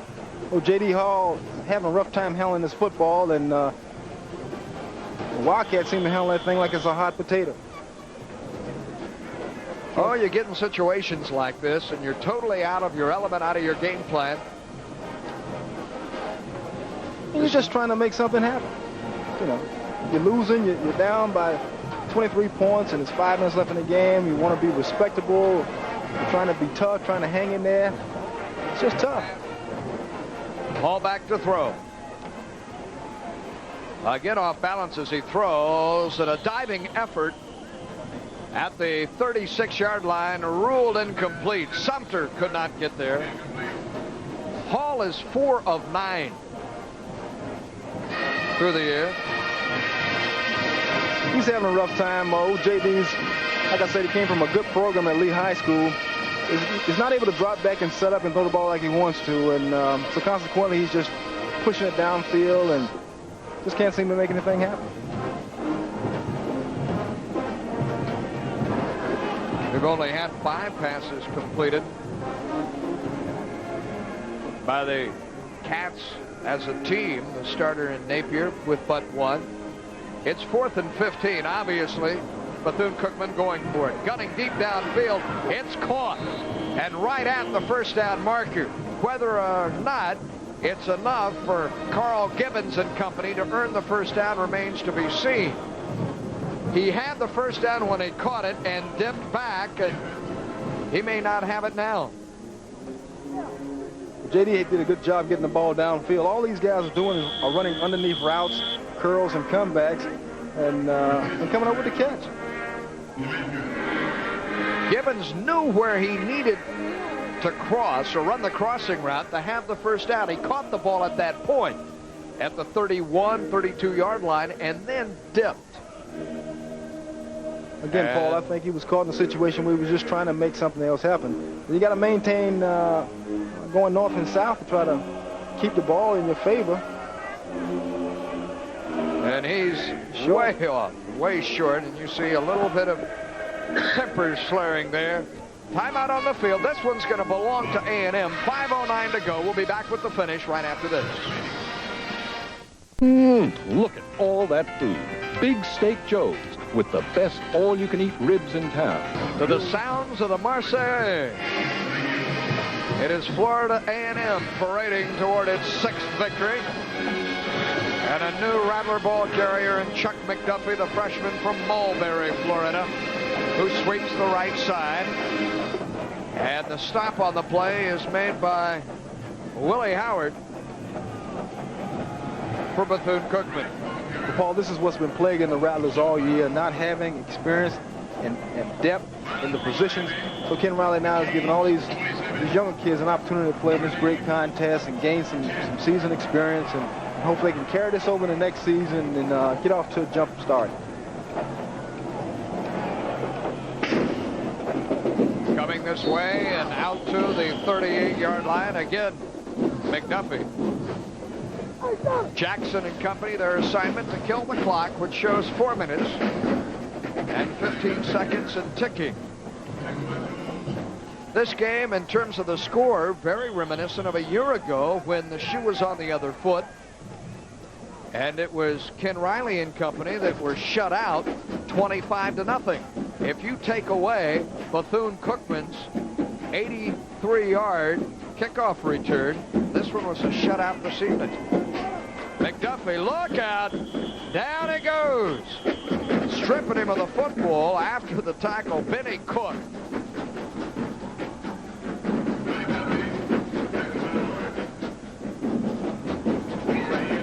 We'll take another look. Jackson hands the ball off. The big linebacker here gets through the line of scrimmage and comes up with a big play. Yeah, the first man there, rather than Cook, was John Coy, a freshman from Tampa.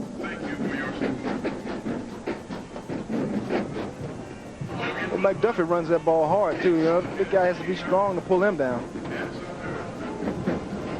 Darnay Hogan took off with it on his last putting try. He'll accept here, or ask for, will the center and Nick Marolis for a fresh football.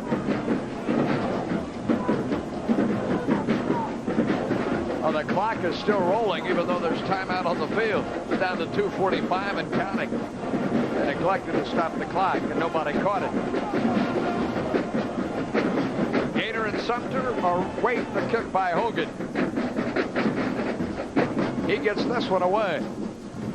A high kick. Gainer calls for, loses the ball on the fair catch, still loose, and the Rattlers have recovered. Turnover number 5. Committed by Bethune-Cookman.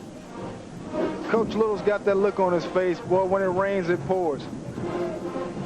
I tell you, he just doesn't know what to do. Hit a kid fails to look the ball in. He's losing and forgetting all the fundamentals of catching a punt, catching kickoffs. You got to look that football in. Greg Wynn recovered it for the Rattlers. The big guy on the sideline is frustrated, I tell you. I wouldn't want to be in his way today.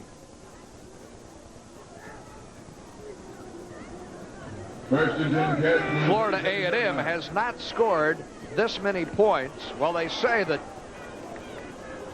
Bethune-Cookman recovered it. J.D. Hall, comedy of errors, was out of bounds when he threw. And the pass is ruled complete upfield at the 41, hauled in by number 41, Ernie Williams.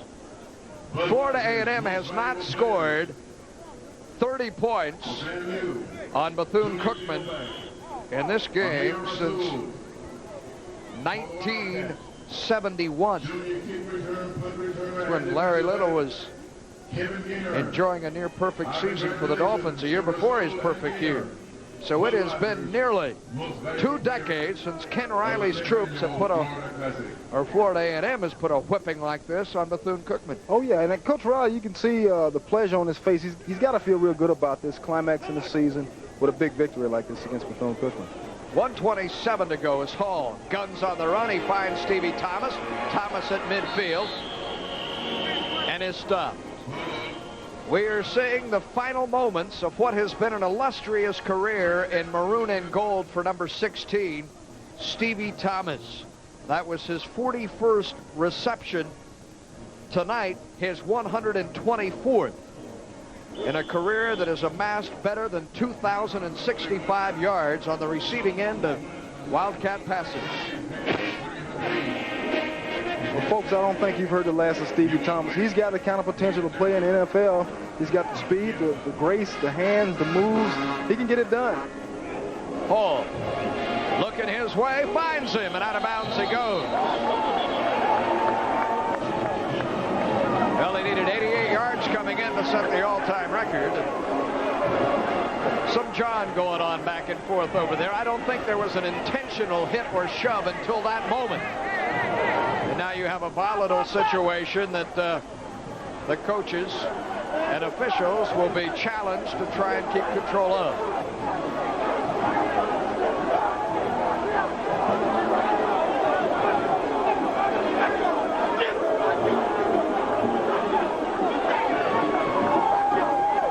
Folks, this just demonstrates the intensity of this rivalry.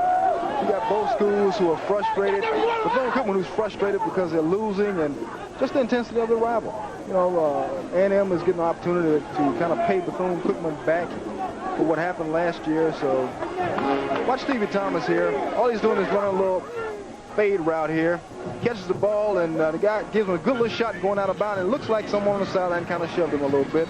And the Rattlers are taunting the Wildcats, and naturally we're going to have some tempers to flare. Eddie Battle, number 16, on Bethune-Cookman's number 16, Stevie Thomas, with an even minute to play. Larry Little went clear across the field to do what he could to play the role of peacemaker.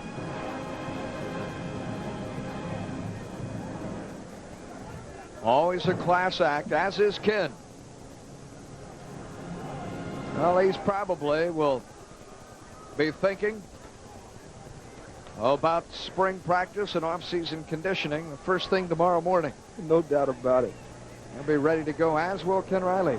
Bethune-Cookman will finish this year at 4-6, 2-4 in the MEAC.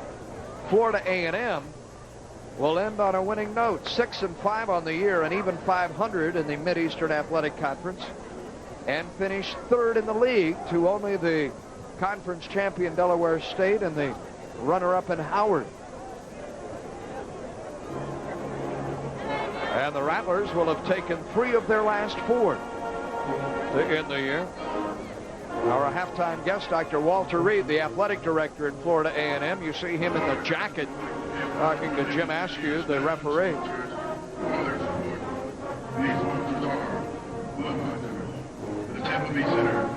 Well, Paul, what you have here tonight are 2 of the finest universities and colleges in Southeast Florida, southeastern portion of the United States anyway, in Florida A&M and Bethune-Cookman College. Outstanding personnel, outstanding leadership, starting with the presidents on down to the coaching staff and the faculty, and everybody knows everybody. It's always been a big rival, and we just want to reload next year, and hope the folks in Tampa will have us come back. And this game brings in about $5-6 million a year. There'll be a full house next Thursday in Orlando, and you can join us in the comfort of your living room. The Minnesota Timberwolves and the Orlando Magic meeting for the first time, the 2 expansion teams. Orlando goes on a West Coast road trip and wins 2 out of 3. Magic already now with 5 victories on the year. Matty Gukas and the troops. Reggie Lee is one of the top scorers in the NBA. Parade your way. We'll be live at courtside at 7 o'clock Thursday. Our tip-off at 7:30 right here on Sunshine Network.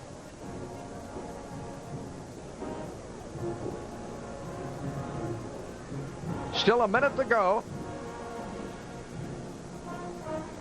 as the penalties have been sorted out.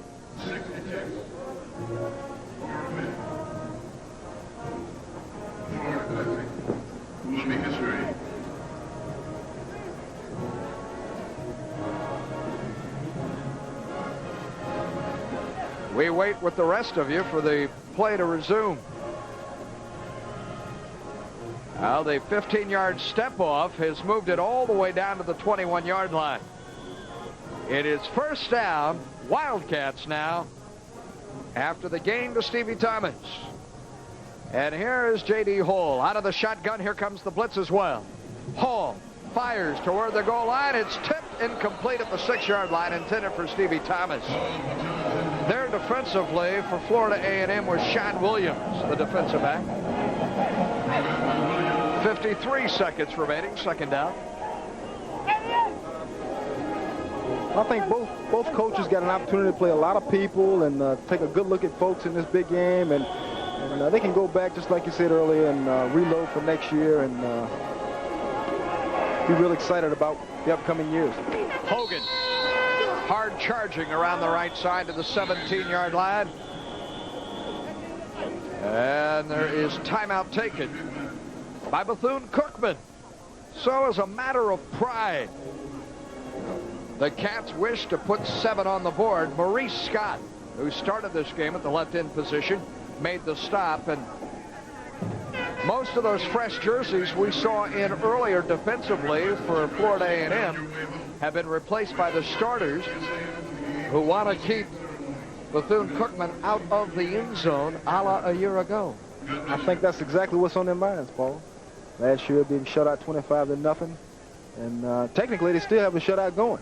You know, we just on a kickoff, they scored a touchdown, and the offense hadn't scored a touchdown all night. So I think that's the aim, and that's the goal that was set by the defensive coordinator for this particular football game.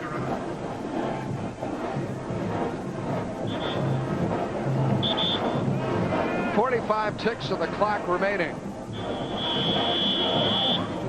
And in terms of timeouts, we show the Wildcats with 2. They can stop it a couple of more times if they so desire. Over the football, Michael Willis playing his final game in maroon and gold. And he has been a good one. Hall rolling to the wide side, flips out of the backfield, has it complete, and still in bounds on the receiving end, Donnie Hogan at the 18-yard line. They actually lose yardage on the swing pass against the grain. And the clock rolls. And now timeout taken with 24 seconds remaining. Bethune-Cookman has called timeout, facing 4th and 6, gearing up for one last hurrah in 1989. And in terms of football, this is ours. last hurrah. We hope you've enjoyed Sunshine Network's coverage of NCAA college football throughout the year that has involved that man, Larry Little, and his Bethune-Cookman Wildcats, Ken Riley and the Rattlers of Florida A&M, the Knights of the University of Central Florida, and the Seminoles of Florida State. Wednesday, December 6th, the Hawks visit Orlando. Atlanta has beaten the Magic twice, and there have been more than one observer that say that the Hawks are vulnerable this year. The last game between the two was tightly played. But here they come, Spud Webb and company, Mo Malone. You can catch the action on the Sunshine Network. 17 yards away from the end zone stands Bethune-Cookman as the fourth quarter begins to flicker out in Tampa. J.D. Hall on fourth down. Out of desperation, it's complete at the 11. Close to the first down that he needed to earn. The man making the grab, Mike Thompson. Hall, I believe he's short. See where the spot is. He's going to come out and measure it, I'm sure, but I believe he's short. It's all immaterial. 30-7 our score. And, yeah, they're going to bring the chains on with 15 seconds to go.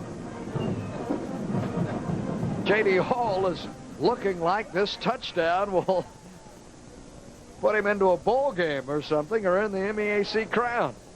Well, J.D. is a freshman quarterback out of Jacksonville, and he was just hoping to be able to spark the offense and come up with a potential even score some points for him. Well, they could not get there. The defense shuts him down. The starters come back in there and keep the Wildcats out of the end zone, and off goes Herbert Moore to celebrate with his Rattler teammates.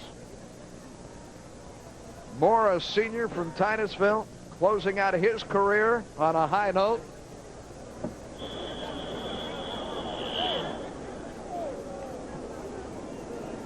And Ken Riley, Assistant Athletic Director Herb Reinhardt, looking on as the Rattlers fall on the football. And that'll do it. This 10th annual Florida Classic is history.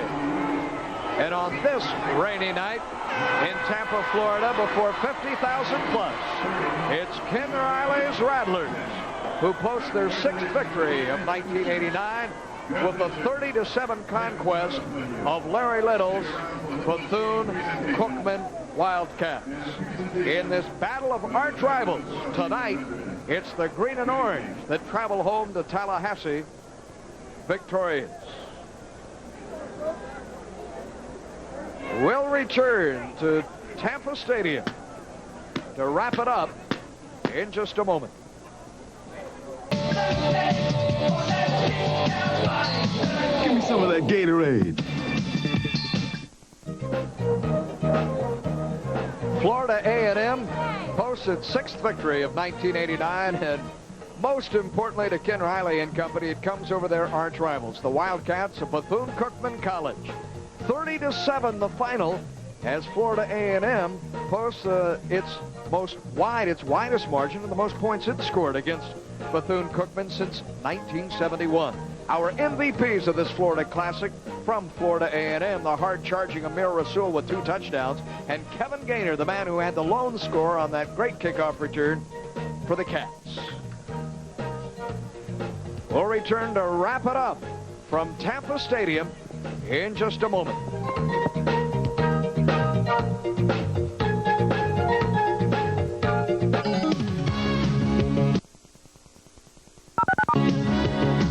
Sunshine Network, your sports network. The Classic belongs to Florida A&M. The most points scored by the Rattlers in this rivalry since 1971. 30-7 the final, and it's a former Rattler quarterback who can take great pride in his alma mater and the way they played. No doubt about it. You know, I just kind of feel sorry for the ball club because they're better than the record is. They're about 4 or 5 plays away from being 9-1. And they got a Super Bowl club. Folks got a good entertainment tonight, so good expectations of what they should see next year. And Coach Ken Riley's got to feel good about it. Well, one of the reasons he'll feel good, and one of the reasons they're 6-5, has been the play of Amir Rasul. He's the MVP this evening for Florida A&M, 115 yards rushing and 2 touchdowns. Amir Rasul has tons of talent, and like I spoke of earlier, he's got the kind of potential to be one of the best backs to ever lead Florida A&M. They're 6-5. Larry Little's Wildcats finished the year at 4-6, and this classic amidst the raindrops here in Tampa Bay again belongs to the Rattlers from Tallahassee. Well, that'll about do it here. A 23-point blowout. Florida A&M in the 10th annual Florida Classic on a wet, soggy night in November. We'll remind you, NBA basketball coming your way Thursday. Tomorrow night, November 30th, the Wolves and the Magic on Sunshine Network.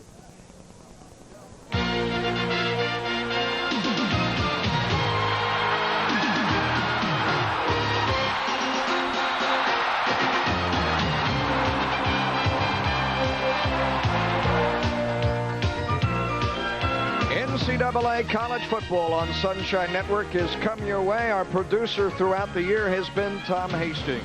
My commentator this evening, Al Chester. I'm Paul Kennedy. And from all of us in Sunshine's football family, we wish you the best. We'll see you down the road.